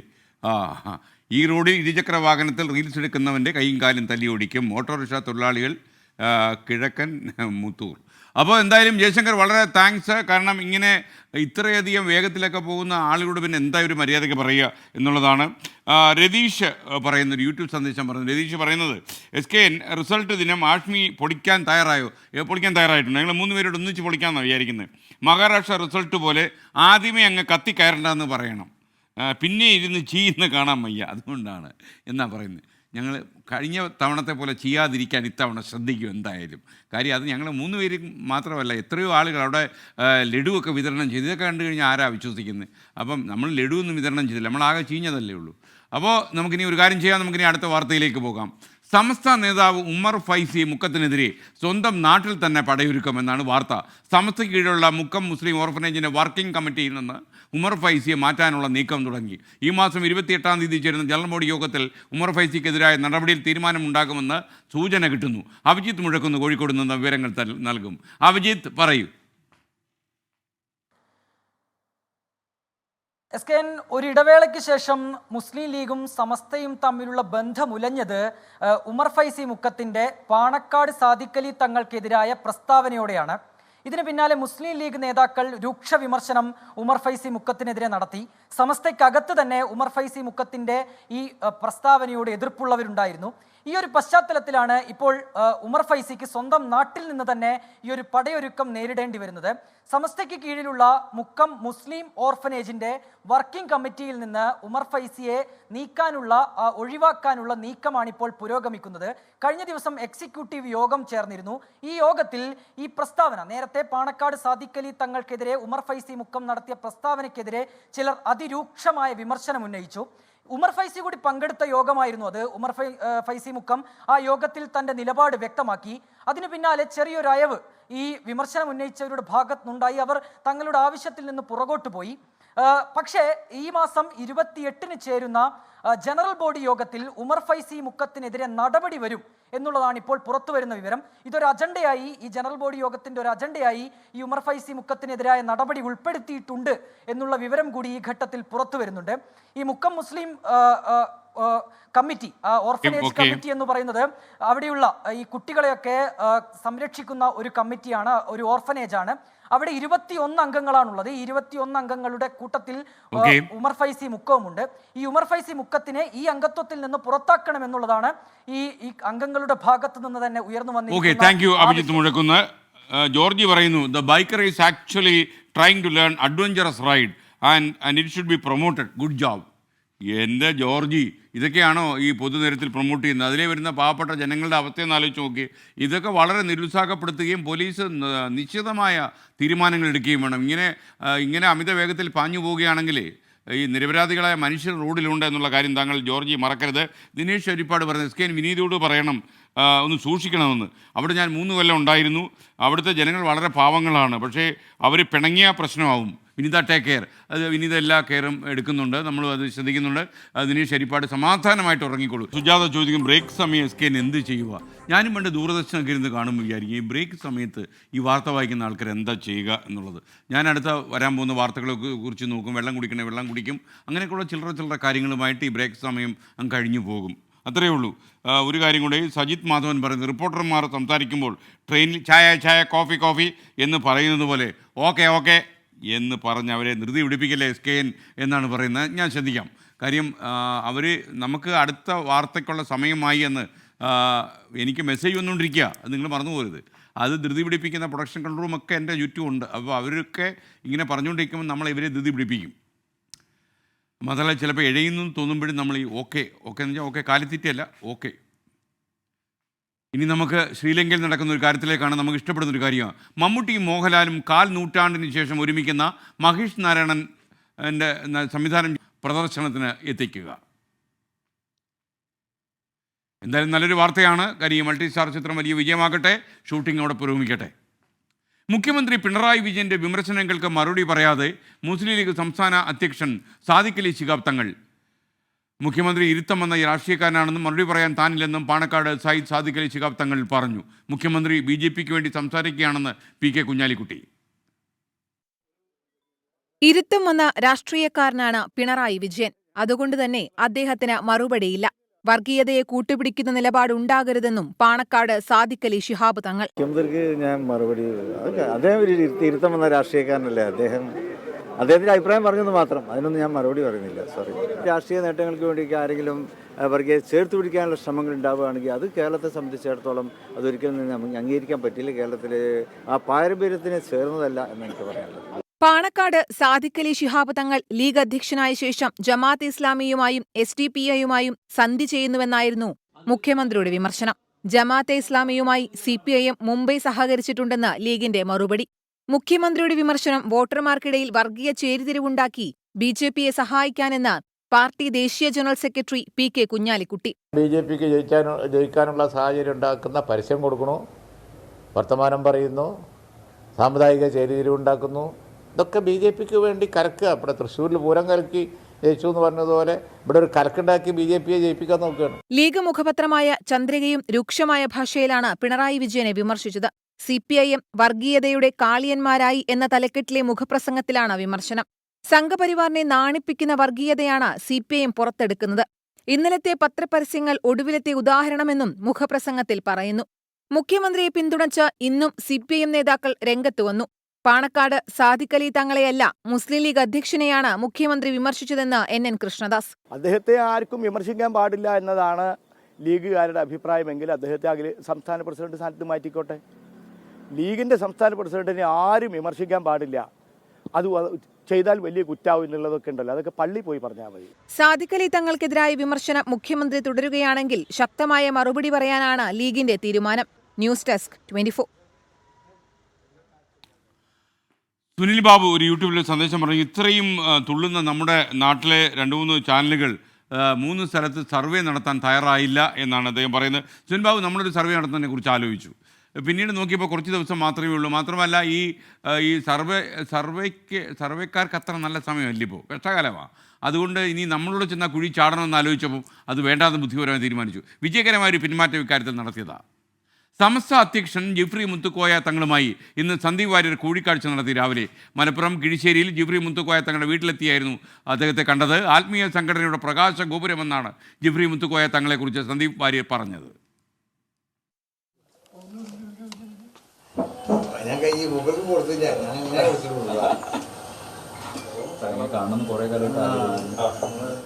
സമസ്ത മുഖപത്രം സുപ്രഭാതത്തിൽ സന്ദീപ് വാര്യരെ വിമർശിച്ച LDF പരസ്യം പ്രത്യക്ഷപ്പെട്ടതിന് പിന്നാലെയാണ് പാലക്കാട്ടെ വോട്ടെടുപ്പ് ദിനത്തിൽ ജിഫ്രി മുത്തുക്കോയ തങ്ങളുമായുള്ള കൂടിക്കാഴ്ച. ഭരണഘടനയുടെ കയ്യെഴുത്ത് പതിപ്പ് ജിഫ്രി തങ്ങൾക്ക് കൈമാറി. ഇന്ത്യൻ ഭരണഘടനയുടെ കയ്യെഴുത്ത് പ്രതിയാണ് അമൂല്യമായിട്ടുള്ള സമസ്ത ആത്മീയ രംഗത്തെ സൂര്യ തേജസ് എന്ന സന്ദീപ് വാര്യർ. ജിഫ്രി മുത്തുക്കോയ തങ്ങൾ ആത്മീയ സംഘടനയുടെ പ്രകാശ ഗോപുരവും. നമ്മുടെ സാമുദായിക വിദ്യാഭ്യാസ രംഗത്ത്, ഇവിടുത്തെ മതപരമായ രംഗത്ത്, ആത്മീയ രംഗത്തൊക്കെ ഒരു സൂര്യ തേജസ്സായി നിലകൊള്ളുന്ന പ്രസ്ഥാനമാണ് സമസ്ത. ആ സമസ്തയ്ക്ക് നേതൃത്വം കൊടുക്കുന്ന പണ്ഡിത ശ്രേഷ്ഠനാണ്. അപ്പോൾ അദ്ദേഹത്തോട് അങ്ങേയറ്റത്തെ ആദരവാണുള്ളത്. രാജ്യത്ത് നന്മ ചെയ്യുന്ന എല്ലാവരെയും സ്വീകരിക്കുമെന്നായിരുന്നു കൂടിക്കാഴ്ചയിൽ സമസ്ത അധ്യക്ഷന്റെ പ്രതികരണം. അപ്പം മതസൗഹാർദ്ദം ഇവിടെ ഊട്ടി ഉറപ്പിക്കാൻ ആവശ്യമാവുന്ന ഏതെല്ലാം മാർഗങ്ങളുണ്ടോ അതൊക്കെ സ്വീകരിക്കാതെ ഇന്ത്യ രാജ്യത്തുള്ള എല്ലാവരും ഒരു നന്മ എന്നുള്ളത് ചെയ്യണം എല്ലാവരോടും ഞാൻ പറഞ്ഞു. വോട്ടെടുപ്പ് ദിവസത്തെ കൂടിക്കാഴ്ചയെ വിമർശിച്ച CPIM രംഗത്തെത്തി. ലക്ഷ്യം സൗഹൃദ സന്ദർശനമെങ്കിൽ മറ്റൊരു ദിവസം തെരഞ്ഞെടുക്കാമായിരുന്നല്ലോ എന്ന മന്ത്രി MB രാജേഷ്. പോളിംഗിന് മുമ്പ് അതിരാവിലെ തന്നെ ഇവിടെ എത്തിച്ചതിൻ്റെ ഉദ്ദേശം എന്തായിരുന്നു എന്ന് ഷാഫി പറമ്പിലും VD സതീശനും UDF നേതാക്കളാകുകയും വിശദീകരിക്കട്ടെ. ഇന്നലെ വരെ പോയില്ലല്ലോ. ഇനി വേണമെങ്കിൽ തെരഞ്ഞെടുപ്പ് കഴിഞ്ഞ് നാളെ പോകാം. സൗഹൃദ സന്ദർശനം ആണ് ഉദ്ദേശിക്കുന്നത്, അല്ല അദ്ദേഹത്തെ പരിചയപ്പെടാനാണ് എങ്കിൽ. സന്ദീപ് വാര്യരുടെ പാണക്കാട് സന്ദർശനം മുഖ്യമന്ത്രിയും LDFും വിവാദമാക്കിയെങ്കിലും രാഷ്ട്രീയമായി ഗുണം ചെയ്തു എന്ന വിലയിരുത്തലാണ് UDFന്റേത്. ഇതിന് പിന്നാലെയാണ് സമസ്ത അധ്യക്ഷനുമായുള്ള സന്ദീപ് വാര്യരുടെ കൂടിക്കാഴ്ച. 24 മലപ്പുറം.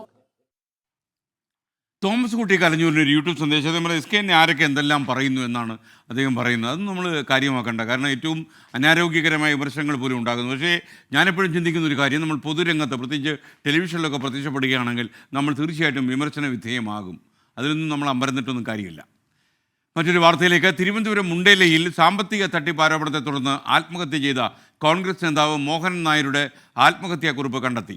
CPIM പ്രാദേശിക നേതാവ് വെള്ളനാട് ശശി ഉൾപ്പെടെ 6 പേർക്കെതിരെ ആത്മഹത്യാക്കുറിപ്പിൽ പരാമർശമുണ്ട്. അഖിൽ ഷാ അൻസാർ ചേരുന്നു വിവരങ്ങളുമായി. അഖിൽ ഷാ, പറയൂ, എന്താണ് അദ്ദേഹത്തെ ശരിക്കും ആത്മഹത്യയിലേക്ക് എത്തിച്ച കാരണമെന്നാണ് ഈ കുറിപ്പിൽ പറയുന്നത്?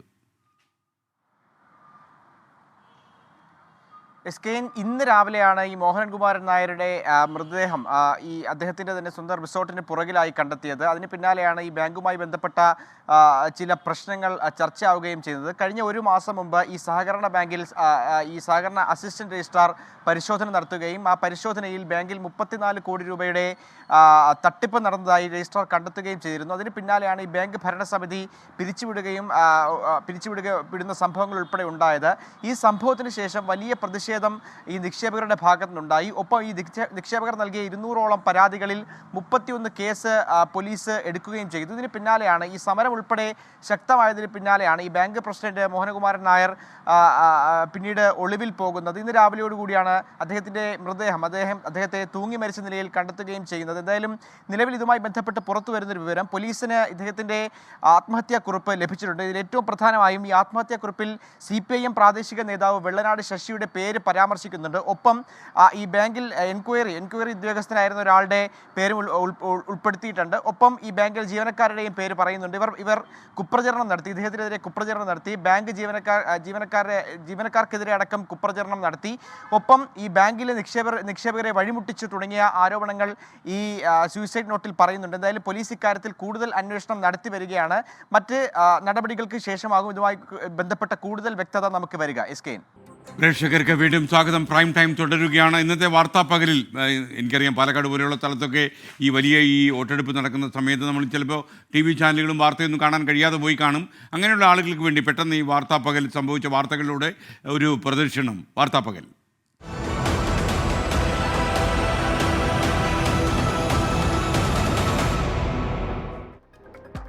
തൊണ്ടിമുതൽ കേസിൽ മുൻമന്ത്രി ആന്റണി രാജുവിന് തിരിച്ചടി.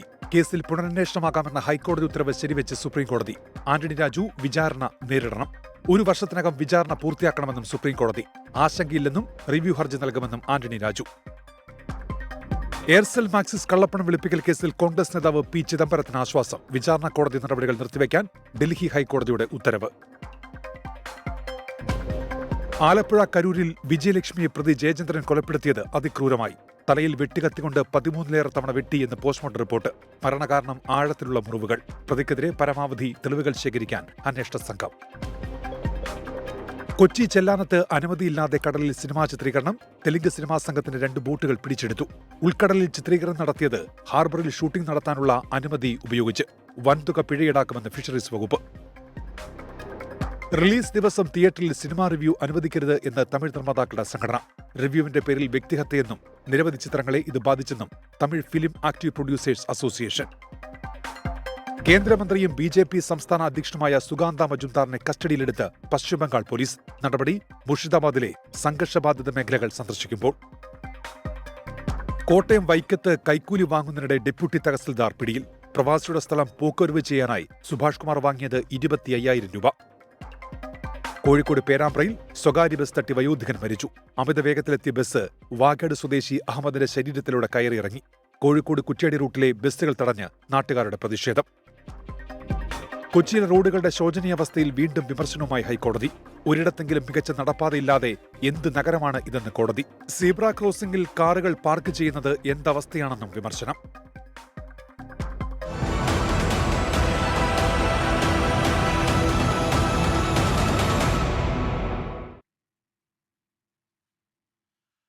സംഘർഷം തുടരുന്ന മണിപ്പൂരിൽ നിരവധി പേരാണ് ദുരിതാശ്വാസ ക്യാമ്പുകളിൽ കഴിയുന്നത്. ആക്രമണങ്ങളിൽ വീട് നഷ്ടമായവരും തിരികെ മടങ്ങിപ്പോകാൻ കഴിയാത്തവരുമൊക്കെയായി ചുരാചന്ദ്പൂരിലെ ദുരിതാശ്വാസ ക്യാമ്പുകളിൽ ഏതാണ്ട് 700-ലധികം ആളുകൾ ഇപ്പോഴുണ്ടെന്നാണ് വിനീത വിജി റിപ്പോർട്ട് ചെയ്യുന്നത്. പലപ്പോഴും ഇങ്ങനെയുള്ള ദുരിതാശ്വാസ ക്യാമ്പുകൾക്ക് നേരെയും അക്രമങ്ങൾ ഉണ്ടാകാറുണ്ട്. മണിപ്പൂരിൽ നിന്ന് വിനീത വിജി തയ്യാറാക്കിയ റിപ്പോർട്ട്. സമയം ഇങ്ങനെ രാത്രിയാണ്. ഞാനിപ്പോൾ ഉള്ളത് മണിപ്പൂർ ചുരാചന്ദ്പൂരിലുള്ളൊരു ദുരിതാശ്വാസ ക്യാമ്പിലാണ്. ഇതൊരു യൂണിവേഴ്സിറ്റിയുടെ ബിൽഡിംഗ് ആണ്, കെട്ടിടമാണെന്നാണ് അവർ പറയുന്നത്. ഏതാണ്ട് 700ഓളം ആളുകളാണ് ഈ ദുരിതാശ്വാസ ക്യാമ്പിൽ കഴിയുന്നത്. ചുരാചന്ദ്പൂരിലെ ഏറ്റവും വലിയ ഒരു ദുരിതാശ്വാസ ക്യാമ്പാണ് ഇവിടെ. ഇത് സ്ത്രീകളുണ്ട്, കുഞ്ഞുങ്ങളുണ്ട്, പ്രായമായവരുണ്ട്, ഇങ്ങനെ എല്ലാ തരത്തിലുള്ള ആളുകളും ഈ ദുരിതാശ്വാസ ക്യാമ്പുകളിൽ കഴിയുകയാണ്. നമുക്ക് ഈ ദൃശ്യങ്ങളിലൊക്കെ കാണാൻ കഴിയുന്നത് പോലെ തന്നെ ഈ ഒരു വലിയ ഹാളാണ്. ഇങ്ങനെ ചെറിയ ഒരു മുറികൾ പോലെ ഇങ്ങനെ തിരിച്ചിട്ടുണ്ട്. നമുക്ക് ദൃശ്യങ്ങളിലൊക്കെ തന്നെ വളരെ വ്യക്തമായി കാണാൻ കഴിയുന്നുണ്ട്. ഇതിനകത്ത് തന്നെയാണ് ഈ കുഞ്ഞുങ്ങളും സ്ത്രീകളും അടക്കമുള്ളവരൊക്കെ കഴിയുന്നത്. ഇതിനുള്ളിൽ തന്നെയാണ് ഇവർക്ക് ഭക്ഷണം പാകം ചെയ്യുന്നതിനുള്ള സൗകര്യമൊക്കെ ഇതിനുള്ളിലാണ് ഉള്ളത്. കാണാൻ കഴിയുന്ന പോലെ തന്നെ ഇങ്ങനെ വലിയ ഹാളാണ്. ഇങ്ങനെ ചെറിയ ചെറിയ മുറികൾ പോലെ ഇങ്ങനെ തിരിച്ച് ഇവിടെയാണ് ഈ ഓരോ കുടുംബങ്ങളും കഴിയുന്നത്. ഇവർക്ക് മറ്റ് സന്നദ്ധ സംഘടനകളൊക്കെ ഇവർക്ക് ആവശ്യമായിട്ടുള്ള ഭക്ഷണങ്ങൾ പാകം ചെയ്യുന്നതിനുള്ള സംവിധാനമൊക്കെ തന്നെ ഇവിടെ ഏർപ്പെടുത്തിയിട്ടുണ്ട്. ദീദി कैसे चल रहे हैं आपका लाइफ इधर से? ठीक है। हाँ, बाहर तो थोड़ा घूमना फिरना थोड़ा प्रॉब्लम है ना, अभी बाहर नहीं जा सकता है दूर दूर तक ना, ऐसे इधर आसपास तो घूम सकते हैं, थोड़ा दूर नहीं जा सकते। Food water is available there? हाँ हाँ हाँ, मिलता है सब। हो गया आपका डिनर? हो गया? हाँ हो गया मेरा तो। आपका मांग क्या है इधर से?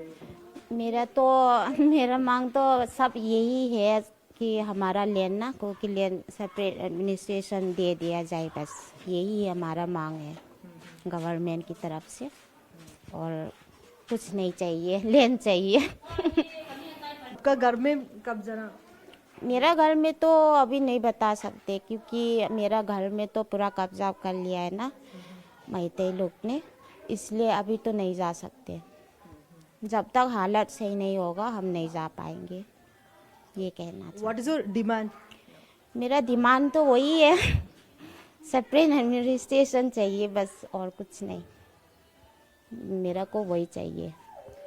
വിവിധ ആവശ്യങ്ങളൊക്കെയാണ് അവർ ഇവിടെ നിന്ന് ഉന്നയിക്കുന്നത്. ഏതാണ്ട് 700ഓളം ആളുകൾ ഈ ദുരിതാശ്വാസ ക്യാമ്പുകളിൽ ഇങ്ങനെ കഴിയുകയാണ്. ഇവരുടെ വീടുകൾക്കൊക്കെ നേരെ തന്നെ ആക്രമണങ്ങൾ ഉണ്ടായി. തുടർന്ന് സുരക്ഷാ നടപടിയൊക്കെ ഭാഗമായാണ് ഇവർ ഈ ക്യാമ്പുകളിലേക്കൊക്കെ തന്നെ എത്തിച്ചിരിക്കുന്നത്. എന്ന് വീട്ടിലേക്ക് പോകാൻ കഴിയും എന്നുള്ള കാര്യമൊന്നും ഞങ്ങൾക്ക് ഉറപ്പില്ലെന്നൊക്കെയാണ് ഇവർ പറയുന്നത്. ചുരാചന്ദ്പൂരിലെ ദുരിതാശ്വാസ ക്യാമ്പിൽ നിന്ന് ക്യാമറമാൻ ജിതീന്ദ്രനൊപ്പം വിനീത വിജി, 24. വളരെ സങ്കടകരമായ കാര്യമാണ്. തങ്ങൾ ചെയ്യാത്ത കുറ്റത്തിനു വേണ്ടി പാവങ്ങളായ ഈ മനുഷ്യർ ഈ തുണി കൊണ്ട് മറച്ച ഈ സ്ഥലത്ത് കഴിഞ്ഞുകൂടേണ്ടി വരിക. വളരെ പരിമിതമായ സൗകര്യം മാത്രമേ അവർക്ക് അവിടെ ഉള്ളൂ എന്ന് വിനീതയുടെ റിപ്പോർട്ടിൽ മനസ്സിലായി. എത്രയും പെട്ടെന്ന് ഈ പ്രശ്നങ്ങൾ പരിഹരിച്ചാൽ മതിയായിരുന്നു. അതൊന്നും അത്ര എളുപ്പമല്ല താനും. കാരണം ഈ ഒരു ഗോത്രങ്ങൾ തമ്മിൽ ഏറ്റുമുട്ടുന്ന ഒരു സാഹചര്യം മണിപ്പൂരിലുണ്ട്. സജു കാവുംപുറം പറയുന്നത് SKN ടൂറിസ്റ്റ് ബസ്സുകളിൽ എല്ലാ നിയമങ്ങളും തെറ്റിച്ച് വീണ്ടും അപകടകരമായ രീതിയിൽ യാത്ര നടത്തുന്നു. ഓവർ ഫാൻസി ലൈറ്റ്, കാതടപ്പിക്കുന്ന ശബ്ദം, ഓവർ സ്പീഡ്, ഇനിയൊരു അപകടം ഇവരുണ്ടാക്കുമോ? തീർച്ചയായിട്ടും മോട്ടോർ വാഹന വകുപ്പ് ഇക്കാര്യം ശ്രദ്ധിക്കും. മന്ത്രിയുടെ ശ്രദ്ധയിൽ കൂടി നമ്മളിത് കൊണ്ടുവരികയാണ്. ഒരു ഷോക്കിംഗ് ആയിട്ടുള്ളൊരു വാർത്ത വരുന്നുണ്ട്. പോലീസ് ആസ്ഥാനത്ത് വനിതാ പോലീസ് ഉദ്യോഗസ്ഥയെ സഹപ്രവർത്തകൻ പീഡിപ്പിച്ചു എന്ന പരാതി വരുന്നു. ഗ്രേഡ് SI വിൽഫറിനെതിരെയാണ് ഇപ്പോൾ പരാതി വന്നിരിക്കുന്നത്. വിശദാംശങ്ങൾ ഷെവീദ് റാവുത്തർ തിരുവനന്തപുരത്ത് നൽകും. ഷെവീദ്, നമസ്കാരം. പറയൂ ഷെവീദ്. SKN തിരുവനന്തപുരം പോലീസ് ആസ്ഥാനത്ത് നിന്ന് ഇപ്പോൾ പുറത്തുവരുന്ന ഈ വിവരം ഒട്ടും സുഖകരമല്ല. പോലീസ് ആസ്ഥാനത്തെ വനിതാ പോലീസ് ഉദ്യോഗസ്ഥയെ സഹപ്രവർത്തകൻ പീഡിപ്പിച്ചെന്നാണ് പരാതി. ഈ ടെലികമ്മ്യൂണിക്കേഷൻ വിഭാഗത്തിലെ ഗ്രേഡ് SI വിൽഫറിനെതിരെയാണ് ഇപ്പോൾ സംസ്ഥാന പോലീസ് മേധാവിക്ക് പരാതി ലഭിച്ചിട്ടുള്ളത്. സൈബർ ഡിവിഷനിലെ WPCO വനിതാ പോലീസ് കോൺസ്റ്റബിളാണ് ഈ പരാതി ഇന്ന് സംസ്ഥാന പോലീസ് മേധാവിക്ക് നൽകിയത്. കഴിഞ്ഞ 16-ാം തീയതി ഇവർ ഈ പോലീസ് ആസ്ഥാനത്ത് ജോലിയിൽ തുടരവെ ദേഹാസ്വാസ്ഥ്യമുണ്ടായി. അങ്ങനെ വിൽഫർ ഈ സ്ത്രീയെ, ഈ പോലീസ് ഉദ്യോഗസ്ഥയെ വീട്ടിൽ കൊണ്ടാക്കാമെന്ന് പറഞ്ഞ് ഇവരോടൊപ്പം വീട്ടിലേക്ക് പോയി. വീട്ടിലെത്തി ഇവരെ ഉപദ്രവിച്ചു എന്നാണ് സംസ്ഥാന പോലീസ് മേധാവിക്ക് തന്നെ ഈ പോലീസ് ഉദ്യോഗസ്ഥ ഇപ്പോൾ എഴുതി പരാതി നൽകിയിരിക്കുന്നത്. ഇതിന്റെ അടിസ്ഥാനത്തിൽ പോലീസ് ഈ വിഷയം അന്വേഷിക്കണമെന്നും ക്രൈംബ്രാഞ്ച് അന്വേഷിക്കണമെന്നും സംസ്ഥാന പോലീസ് മേധാവി നിർദ്ദേശം നൽകി. ഇതിന്റെ അടിസ്ഥാനത്തിൽ ക്രൈംബ്രാഞ്ച് കേസെടുത്തിപ്പോൾ അന്വേഷണം ആരംഭിച്ചിട്ടുണ്ട്. ഗുരുതര സ്വഭാവത്തിലാണ് ഈ വിഷയത്തെ സംസ്ഥാന പോലീസ് മേധാവി കാണുന്നത്. SKN. ഓക്കെ, എന്നാൽ ഷോക്കിംഗ് ന്യൂസാണ്. Thank you Shaveed Rawther. നടപടി ഉണ്ടാക്കട്ടെ എന്നാണ് നമുക്ക് പറയാനുള്ളത്. ഇദ്ദേഹം കുറ്റവാളിയാണെങ്കിൽ. സജീവ രാഷ്ട്രീയം ഉപേക്ഷിക്കുന്നതായി മുൻ നിയമസഭാംഗം അഡ്വക്കേറ്റ് P. ഐഷ പോറ്റി 24നോട്. കൊട്ടാരക്കരയിൽ നിന്ന് 3 തവണയാണ് P. ഐഷ പോറ്റി നിയമസഭയിലെത്തിയത്. ആരോഗ്യ പ്രശ്നങ്ങളെ തുടർന്നാണ് സജീവ രാഷ്ട്രീയം ഉപേക്ഷിക്കുന്നതെന്നാണ് P. ഐഷ പോറ്റി പറയുന്നത്. മുൻ MLAയും ഓൾ ഇന്ത്യ ലോയേഴ്സ് യൂണിയൻ സംസ്ഥാന ട്രഷററുമായ അഡ്വക്കേറ്റ് P. ഐഷ പോറ്റി സജീവ രാഷ്ട്രീയം വിട്ടു. ആരോഗ്യ പ്രശ്നങ്ങൾ കാരണമാണ് ഒഴിവാകുന്നതെന്നും ഓടി നടക്കാൻ പറ്റുന്നവർ പാർട്ടിയിലേക്ക് വരട്ടെ എന്നും ഐഷ പോറ്റി 24നോട്. ഞാൻ കുറെ 1.5 വർഷമായിട്ട് തന്നെ ഇതിലെല്ലാം ഒത്തിരി ഹെൽത്ത് പ്രോബ്ലം വന്നതാ. കാലിലൊരു സ്റ്റിച്ച് ചെയ്ത ആ ഇലക്ഷൻ ടൈമില് ഇപ്പോഴാണ് കുറച്ചൊന്ന് കാൽഭാഗമൊക്കെ നന്നായി ചവിട്ടി നടക്കാറായത്. അപ്പൊ അതുകൊണ്ട് ഞാൻ 1.5 വർഷം മുമ്പേ തന്നെ പ്രയാസമായതുകൊണ്ട് ഞാൻ പറഞ്ഞായിരുന്നു എനിക്കിങ്ങനെ ഓടി എത്താൻ പറ്റുന്നില്ല എല്ലായിടത്തും. അവധി ചോദിച്ചു ആദ്യം, പക്ഷെ ഇതങ്ങോട്ട് നല്ലോണം നേരെ ആവാത്തതുകൊണ്ട് മാറ്റിയിട്ട് വേറെ ആരെങ്കിലും എടുക്കാൻ പറഞ്ഞു കത്ത് ഇത് വാട്സാപ്പിന് മെസ്സേജ് കൊടുത്തായിരുന്നു. 3 തവണ കൊട്ടാരക്കര മണ്ഡലത്തെ പ്രതിനിധീകരിച്ച ഐഷ പോറ്റി പാർട്ടി പ്രവർത്തനങ്ങളിൽ സജീവമല്ലെന്ന് കാട്ടി CPIM കൊട്ടാരക്കര ഏരിയ കമ്മിറ്റിയിൽ നിന്ന് ഒഴിവാക്കിയിരുന്നു. ഏരിയ സമ്മേളനത്തിൽ നിന്ന് വിട്ടുനിന്ന ഐഷ പോറ്റി ഏറെ നാളായി നേതൃത്വവുമായി അകൽച്ചയിലാണ്. സമ്മേളനത്തിന്റെ 2ാം ദിവസമെങ്കിലും ഐഷ പോറ്റി എത്തുമെന്ന് കരുതിയിരുന്നെങ്കിലും പങ്കെടുത്തില്ല. തെരഞ്ഞെടുപ്പിന് ശേഷം പാർട്ടി അവഗണിക്കുന്നുവെന്ന് നേരത്തെ പരാതി ഉയർന്നിരുന്നു. പദവികളിലേക്ക് പരിഗണിക്കാതിരുന്നത് മാത്രമല്ല, മണ്ഡലത്തിലെ വികസന പ്രവർത്തനങ്ങളിൽ നിന്ന് ഒഴിവാക്കിയതും അകൽച്ചയ്ക്ക് കാരണമായി. 24 കൊല്ലം. എന്തായാലും പി ഐഷ പോറ്റിക്ക് നമ്മൾ ആശംസകൾ നേരുന്നു. വളരെ അടുത്തറിയാവുന്ന ഒരു നിയമസഭാ അംഗമായിരുന്നു. ഇപ്പോഴും ബന്ധമൊക്കെ ഉണ്ട്. ബീറ്റ്സ് FM 98.7 ഒരു സന്ദേശം അയച്ചു. SKN ഹൂസ്റ്റൺ ടെക്സസിൽ നിന്നും ഹായ്, 24-ൻ്റെ പ്രവർത്തകരൊക്കെ ഇവിടെ സജീവമാണ്. അമേരിക്കയിലെ മിക്ക സംസ്ഥാനങ്ങളിലും നമ്മുടെ 24-ന് ആളുകളായിട്ടുണ്ട്, പ്രതിനിധികളായിട്ടുണ്ട്. അവരൊക്കെ വളരെ സജീവമായിട്ട് തന്നെ തുടരുന്നു എന്നറിയുമ്പോൾ നമുക്കും സന്തോഷം. അമേരിക്കയിൽ പോയ മലയാളികൾക്കൊക്കെ തന്നെ ഈ 24 അനുഭവമാകട്ടെ എന്നാണ് നമ്മുടെ ആശംസകൾ. നിങ്ങളുടെ നിർദ്ദേശങ്ങളൊക്കെ ഞങ്ങൾക്ക് വേണം, എന്തെങ്കിലുമൊക്കെ മാറ്റം വരുത്തണമെങ്കിൽ. ഇനി ആരാധകർ ആവേശത്തിലേക്ക്.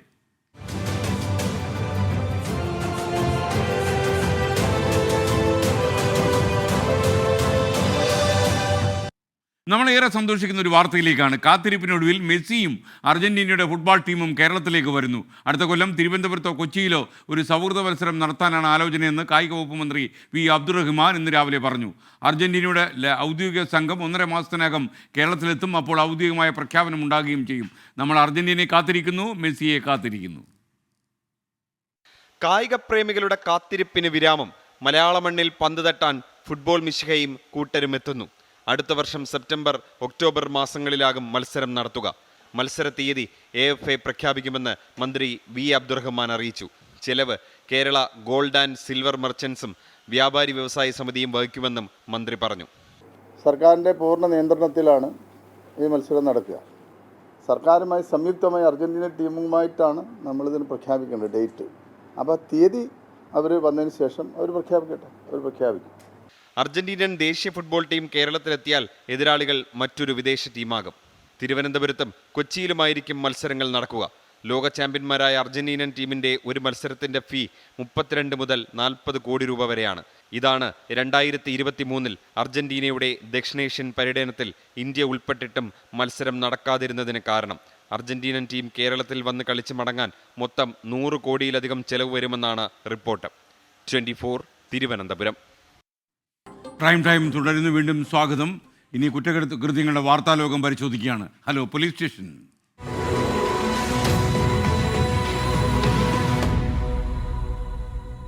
ആലപ്പുഴ കരൂരിൽ വിജയലക്ഷ്മിയെ പ്രതി ജയചന്ദ്രൻ കൊലപ്പെടുത്തിയത് അതിക്രൂരമായിട്ടെന്ന് റിപ്പോർട്ട് വരുന്നു. വിജയലക്ഷ്മിയുടെ തലയിൽ വെട്ടുകത്തിക്കൊണ്ട് ഇയാൾ 13 തവണ വെട്ടിയെന്നാണ് പോസ്റ്റ്മോർട്ടം റിപ്പോർട്ട് പറയുന്നത്.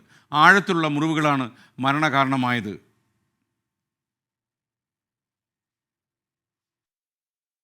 അമ്പലപ്പുഴ കരൂരിൽ വിജയലക്ഷ്മിയെ പ്രതിയായ ജയചന്ദ്രൻ കൊലപ്പെടുത്തിയത് അതിക്രൂരമായെന്നാണ് പോസ്റ്റ്മോർട്ടം റിപ്പോർട്ടിലെ പ്രാഥമിക നിഗമനം.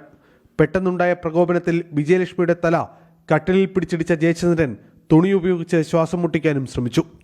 വിജയലക്ഷ്മി അബോധാവസ്ഥയിലായതോടെ വെട്ടുകത്തി ഉപയോഗിച്ച് വെട്ടിയെന്നാണ് ജയചന്ദ്രന്റെ മൊഴി. വിജയലക്ഷ്മിയുടെ തലയിൽ മാത്രം 13 തവണ ജയചന്ദ്രൻ തുടർച്ചയായി വെട്ടി. തലയുടെ പിൻഭാഗത്ത് മാത്രം 7 ആഴത്തിലുള്ള മുറിവുകളുണ്ട്. തലക്കേറ്റ ആഴത്തിലുള്ള മുറിവാണ് മരണകാരണമെന്നാണ് പ്രാഥമിക നിഗമനം. പ്രതിയായ ജയചന്ദ്രനെ കരുനാഗപ്പള്ളി ACP അഞ്ജലി ഭാവനയുടെ നേതൃത്വത്തിൽ CI Biju, SIമാരായ Shameer, Kannan, Shajimon, Venugopal, Joy, SCPO Hashim, Rajeev, SI Anitha, ASI Bindu, CPO നൌഫൽജാൻ എന്നിവരുടെ സംഘമാണ് ഇതുവരെ കേസിൽ അന്വേഷണം നടത്തിയത്. കേസ് ഇന്ന് കരുനാഗപ്പള്ളി പോലീസ് അമ്പലപ്പുഴ പോലീസിന് കൈമാറും. കൊലപാതകം നടന്നത് അമ്പലപ്പുഴയിലായതിനാൽ തുടർന്നുള്ള അന്വേഷണം അമ്പലപ്പുഴ പോലീസാണ് നടത്തുക. അതേസമയം കൊല്ലപ്പെട്ട വിജയലക്ഷ്മിയുടെ മൃതദേഹം നാളെ സംസ്കരിക്കും. കൊലപാതകത്തിൽ മറ്റാർക്കും പങ്കില്ലെന്ന് കണ്ടെത്തിയ സാഹചര്യത്തിൽ ജയചന്ദ്രനെതിരെ പരമാവധി തെളിവുകൾ ശേഖരിച്ച് ഉടൻ കുറ്റപത്രം സമർപ്പിക്കാനാണ് പോലീസ് തീരുമാനം. അരുൺ രാജ്, 24 കൊല്ലം. ഇനി ഇന്നത്തെ സ്വർണ്ണവില. ഇന്നത്തെ സ്വർണ്ണനിരക്ക് സമർപ്പിക്കുന്നത് സ്പർശ ഗോൾഡ് ആൻഡ് ഡയമണ്ട്സ്. ഡിജിറ്റലാകൂ ഇനി സ്പർശയോടൊപ്പം.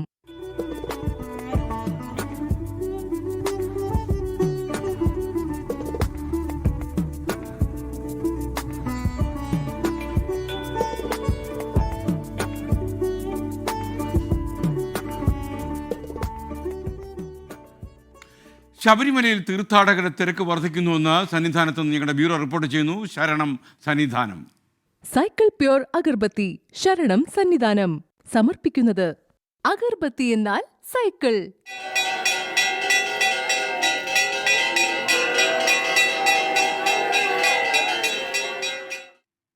ശബരിമലയിൽ അയ്യപ്പ ഭക്തന്മാരുടെ തിരക്ക് വർദ്ധിക്കുന്നതിനിടെ വെർച്വൽ ക്യൂ വഴിയുള്ള ബുക്കിംഗ് നീട്ടാൻ ദേവസ്വം ബോർഡ് ആലോചിക്കുന്നു. 70,000 നിന്ന് 80,000 ഉയർത്താനാണ് ഇപ്പോഴത്തെ ആലോചന. സ്പോട്ട് ബുക്കിംഗ് സൗകര്യം ഉണ്ടെങ്കിലും കൂടുതൽ തീർത്ഥാടകരും ആശ്രയിക്കുന്നത് വെർച്വൽ ക്യൂ തന്നെയാണ്. വെർച്വൽ ക്യൂ ബുക്കിംഗിലൂടെ 80,000 പേർക്കും സ്പോട്ട് ബുക്കിംഗിലൂടെ 10,000 പേർക്കും ഉൾപ്പെടെ ദിവസവും 90,000 പേർക്ക് ദർശനം അനുവദിക്കാനായിരുന്നു ഹൈക്കോടതിയുടെ നിർദ്ദേശം. എന്നാൽ പോലീസിന്റെ നിർദ്ദേശപ്രകാരം virtual queue booking Devaswom board 70,000 നിജപ്പെടുത്തി. ഈ നടപടിക്കെതിരെ ശബരിമല സ്പെഷ്യൽ കമ്മീഷണർ ഒരാഴ്ച മുമ്പ് ഹൈക്കോടതിയിൽ റിപ്പോർട്ട് നൽകിയിരുന്നു.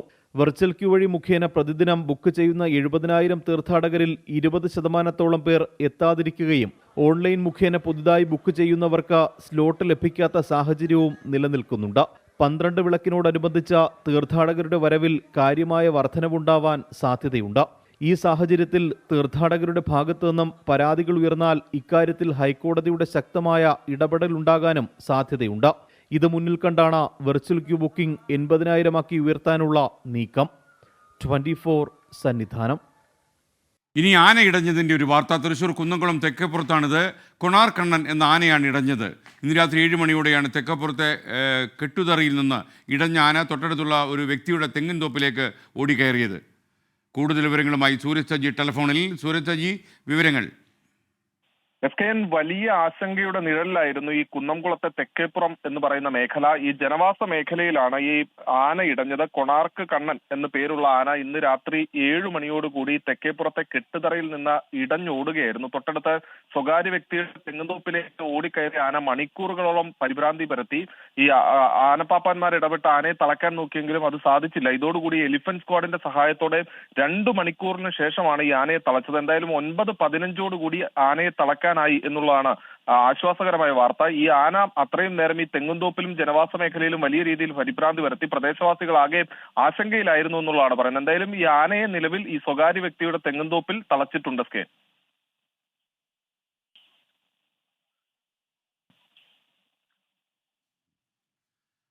Thank you Sooraj Saji. ഇനി നാളെ നമ്മൾ ശ്രദ്ധിക്കേണ്ട കാര്യങ്ങൾ, അറിയിപ്പുകൾ, വാർത്തകൾ, മാത്രമല്ല എടുക്കേണ്ട പ്രിക്കോഷൻസ് എല്ലാം. കേരളം നാളെ.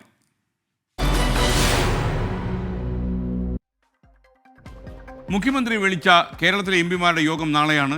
വയനാട് ദുരന്തത്തിൽ കേന്ദ്ര അവഗണനയ്ക്കെതിരെ ഒന്നിച്ച് നിലപാടെടുക്കണമെന്ന ആവശ്യം മുഖ്യമന്ത്രി മുന്നോട്ട് വയ്ക്കും. മന്ത്രിസഭാ യോഗവും നാളെയാണ്.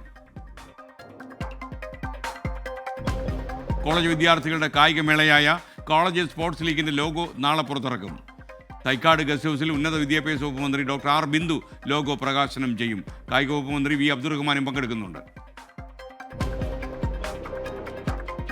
വയനാട് ദുരന്തത്തിൽ കേന്ദ്ര അവഗണനയ്ക്കെതിരെ നാളെ സംസ്ഥാന വ്യാപകമായി CPIയുടെ പ്രതിഷേധം. രാജ്ഭവന് മുന്നിലും പ്രതിഷേധ ധർണ നടത്തും. സംസ്ഥാന സെക്രട്ടറി ബിനോയ് വിശ്വമാണ് ധർണ ഉദ്ഘാടനം ചെയ്യുക. ഗവൺമെന്റ് ലോ കോളേജുകളിലും സ്വകാര്യ സ്വാശ്രയ ലോ കോളേജുകളിലും സംയോജിത പഞ്ചവത്സര LLB കോഴ്സ് പ്രവേശനത്തിനുള്ള സ്ട്രേ വേക്കൻസി അലോട്ട്മെന്റ് നാളെ അവസാനിക്കും. പുതിയ ഓൺലൈൻ ഓപ്ഷൻസ് വൈകുന്നേരം 3 മണി വരെ രജിസ്റ്റർ ചെയ്യാം. നാളെ പ്രേക്ഷകർക്ക് വീണ്ടും സ്വാഗതം. പ്രൈം ടൈമിൻ്റെ അവസാന ഘട്ടത്തിലേക്ക് കടക്കുകയാണ്. വളരെ പ്രധാനപ്പെട്ട ഒരു വാർത്ത ഇപ്പോൾ ഷെഫീദ് റാവത്ത് റിപ്പോർട്ട് ചെയ്യുന്നു. മതാടിസ്ഥാനത്തിൽ ഉദ്യോഗസ്ഥന്മാരുടെ വാട്സാപ്പ് ഗ്രൂപ്പ് ഉണ്ടാക്കിയ സംഭവത്തിൽ K. ഗോപാലകൃഷ്ണൻ IAS-നെതിരെ കേസെടുക്കാമെന്ന് നിയമോപദേശം സർക്കാരിന് ലഭിച്ചു. ഷെഫീദ് റാവത്ത് വിശദാംശങ്ങൾ നൽകും.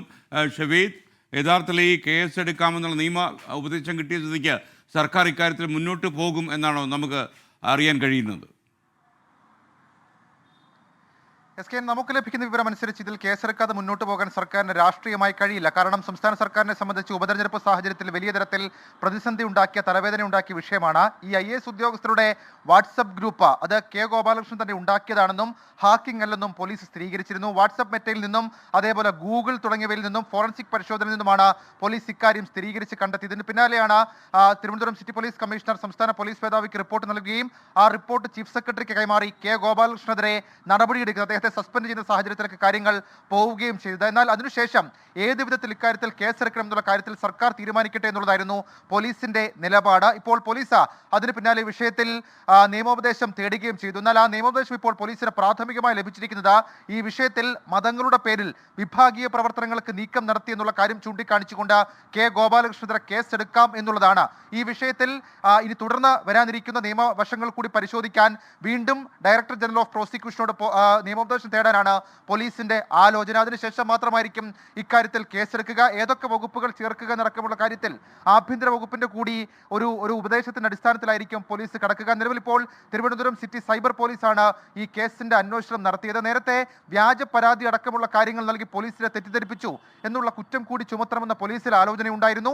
ഇതടക്കമുള്ള കാര്യങ്ങൾ കൂടി ഉൾപ്പെടുത്തണമോ എന്നുള്ള കാര്യം കൂടി DGPയോട് ഡയറക്ടർ ജനറൽ ഓഫ് പ്രോസിക്യൂഷനോട് ഇപ്പോൾ നിയമോപദേശം തേടിയ സാഹചര്യത്തിൽ ആ വിവരം അല്ലെങ്കിൽ ആ ഉപദേശം കൂടി ലഭിച്ച ശേഷമായിരിക്കും പോലീസ് അന്തിമ തീരുമാനത്തിലേക്ക് കടക്കുക. റാവുത്തർ, തമിഴ്നാട്ടിൽ ചിലയിടങ്ങളിൽ വെള്ളപ്പൊക്കമുണ്ടെന്നുള്ളതിൽ വാർത്ത വരുന്നുണ്ട്. തമിഴ്നാട് രാമേശ്വരത്ത് ഇന്ന് മേഘവിസ്ഫോടനം ഉണ്ടായി. 3 മണിക്കൂറിനിടെ 362 മില്ലിലിറ്റർ മഴ പെയ്തു എന്നാണ് കണക്ക്. ഇന്ന് പെയ്തത് 411 മില്ലിമീറ്ററാണ്. രാമേശ്വരത്തുണ്ടായത് അതിതീവ്ര വിഭാഗത്തിൽപ്പെട്ട സൂപ്പർ ക്ലൗഡ് ബേസ്ഡ് എന്ന സൂചന വരുന്നു. എന്തായാലും ഈ രാമനാഥപുരം അല്ല തമിഴ്നാട്ടിലെ ചില പ്രദേശങ്ങളിലൊക്കെ കാര്യമായി വെള്ളപ്പൊക്കമൊക്കെ ഉണ്ടായി എന്ന വാർത്ത കൂടി വരുന്നു. എൻ്റെ അടുത്ത മണിക്കൂറിൽ ആ വാർത്തയ്ക്ക് സ്ഥിരീകരണം നൽകാൻ നമുക്ക് കഴിയും. നമ്മുടെ ചെന്നൈ റിപ്പോർട്ടർ ശ്രദ്ധിക്കുക. ഇനി നമുക്ക് നോക്കാം വാൽകഷ്ണം.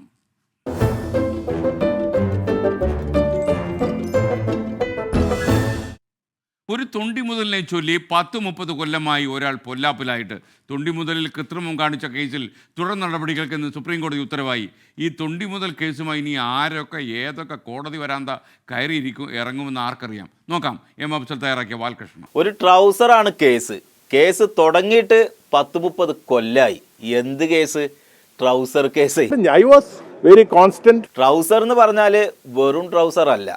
ഞാനൊരു കയറ് കട്ടു, കയറിൻ്റെ അറ്റത്ത് ഒരു പശു ഉണ്ടായിരുന്നു എന്ന് പറഞ്ഞ പോലെ ഈ ട്രൗസറിൽ ഒരു ലേശം ലഹരി മരുന്നുണ്ടായിരുന്നു അത്രേ. ഹെറോയിൻ കൈവശം വെച്ചു എന്ന കുറ്റത്തിന് മിസ്റ്റർ ആൽബർട്ടോയ്ക്കെതിരെ പോലീസ് ചാർജ് ചെയ്ത കേസിലെ ഏറ്റവും പ്രധാനപ്പെട്ട ഒന്നാണ് ഈ ഡ്രോയർ. ഏതായാലും ഒരു ട്രൗസർ മാറ്റിയെന്നും പറഞ്ഞ് 10-30 കൊല്ലത്തോളം ഒരു കേസ് നേരിടേണ്ടി വന്ന ഒരു രാഷ്ട്രീയ നേതാവ് കേരളത്തിൽ വേറെ ഉണ്ടാവൂല. ഞാൻ എന്താ പുറത്തു പറഞ്ഞത്? ഇപ്പോൾ ഞാൻ ഈ നിമിഷം വരെ പറഞ്ഞുകൊണ്ടിരിക്കുന്നത് എന്താണ്? എനിക്ക് ഈ വിധിയെക്കുറിച്ച് യാതൊരു ആശങ്കയുമില്ല. അന്തിമ വിജയം എനിക്ക് തന്നെ ആയിരിക്കും. സംഭവം നടക്കുന്നത് 1990-ലാണ്. അതായത് ഒരു ലഹരി കേസിൽ പിടിച്ച ഒരാളുടെ ട്രൗസർ പിന്നീട് കാണാതായി. ചുരുക്കി പറഞ്ഞാൽ തൊണ്ടി മുതൽ. മനുഷ്യന് വഴി കൂടെ നടക്കാൻ മേലുണ്ടായല്ലോ. ആരാടാ നിന്നെ ഈ ദുശീലങ്ങളൊക്കെ പഠിപ്പിച്ചത്? അത് നിയമപരമായി ബുദ്ധിമുട്ടുണ്ടാക്കുമെന്ന് പറഞ്ഞു. അത് ശരിയാണെന്ന് ഹൈക്കോടതിയും വിധിയിലൂടെ അന്ന് പ്രസ്താവിക്കുകയുണ്ടായി. തൊണ്ടി മുതലായി പിടിച്ച ആ ട്രൗസറിൽ കൃത്രിമം കാട്ടിയെന്നും പിന്നീട് ആ ട്രൗസർ ആരും കണ്ടില്ലാന്നുമായിരുന്നു പരാതി. വിചാരണ നേടുന്നതിന് എനിക്കൊരു ഭയമില്ല. കാരണം നിയമത്തിന്റെ വഴിക്ക് പോയാൽ ആത്യന്തികമായ വിജയം എനിക്ക് തന്നെ ഉണ്ടാകും. നല്ല ആത്മവിശ്വാസം എനിക്കുണ്ട്. പിന്നെ കേസായി, കുറ്റപത്രം സമർപ്പിക്കലായി. അന്ന് വക്കീലായിരുന്ന ഒരാളും പിന്നെ കോടതിയിലുണ്ടായിരുന്ന കുറച്ച് ജീവനക്കാരൊക്കെ പാടെ ആ ട്രൗസർ മാറ്റിയെന്നായിരുന്നു കേസ്. 2021 ഞാൻ മന്ത്രിയായതിനു ശേഷം എന്നെ ആ കേസ് വീണ്ടും ചിലർ കുത്തിപ്പൊക്കി മന്ത്രിസ്ഥാനത്ത് നിന്ന് മാറ്റാനുള്ള ശ്രമമാണ്. അതുകൊണ്ടാണ് ഞാൻ ഹൈക്കോടതിയിൽ പോയി ആ FIR ക്വാഷ് ചെയ്തത്. ഒരു ട്രൗസറിന് ഇത്രക്കും പ്രാധാന്യം ഉണ്ടാവുന്നത് നമ്മളെ നേതാവ് മനസ്സിലാക്കിയത് ഇപ്പോഴാണ്. വിചാരണ നടത്തിയിരുന്നെങ്കിൽ എന്നേ അക്യൂറ്റിലായി പോകുമായിരുന്നൊരു കേസായത്. ഏതായാലും ആ ട്രൗസർ കേസേ സുപ്രീം കോടതിയുടെ വരാന്തിയും കയറി. പക്ഷെ എന്റേതല്ലാത്ത കാരണം കൊണ്ട് കേസ് നീട്ടിക്കൊണ്ട് പോയെന്നുള്ളതാണ്. അവനവൻ കുരുക്കുന്ന കുരുക്ക് പരസ്പരം കുഴിക്കുന്ന കുഴികളിൽ പതിക്കുമ്പം.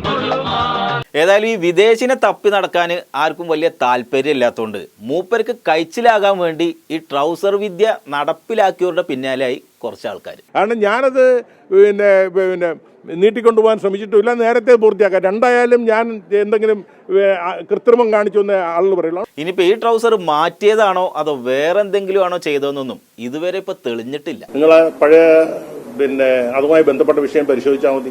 കേസിൽ പെട്ട ഒരാള് പിന്നെ MLA ആയി, മന്ത്രിയായി. പക്ഷെ കേസ് അപ്പോൾ ഇങ്ങനെ പോയിക്കൊണ്ടിരുന്നു. ഈ കേസിൽ ഞാൻ നിരപരാധിയാണെന്ന് കോടതിയിൽ റിപ്പോർട്ട് കൊടുത്തിട്ടുണ്ട്. അതുകൊണ്ട് ഈ വേട്ടയാടും തോറും എന്റെ കരുത്ത് കൂടുകയാണ്. അകത്തിടേണ്ട ട്രൗസറിൽ ലഹരി കടത്തിയ കേസാണ്. ഏതായാലും ഈ ട്രൗസർ കേസിന്റെ പേരിൽ ഇനി ആരൊക്കെ ഏതൊക്കെ കോടതി കയറേണ്ടി വരുന്ന് വാദം കഴിഞ്ഞിട്ട് പറയാം.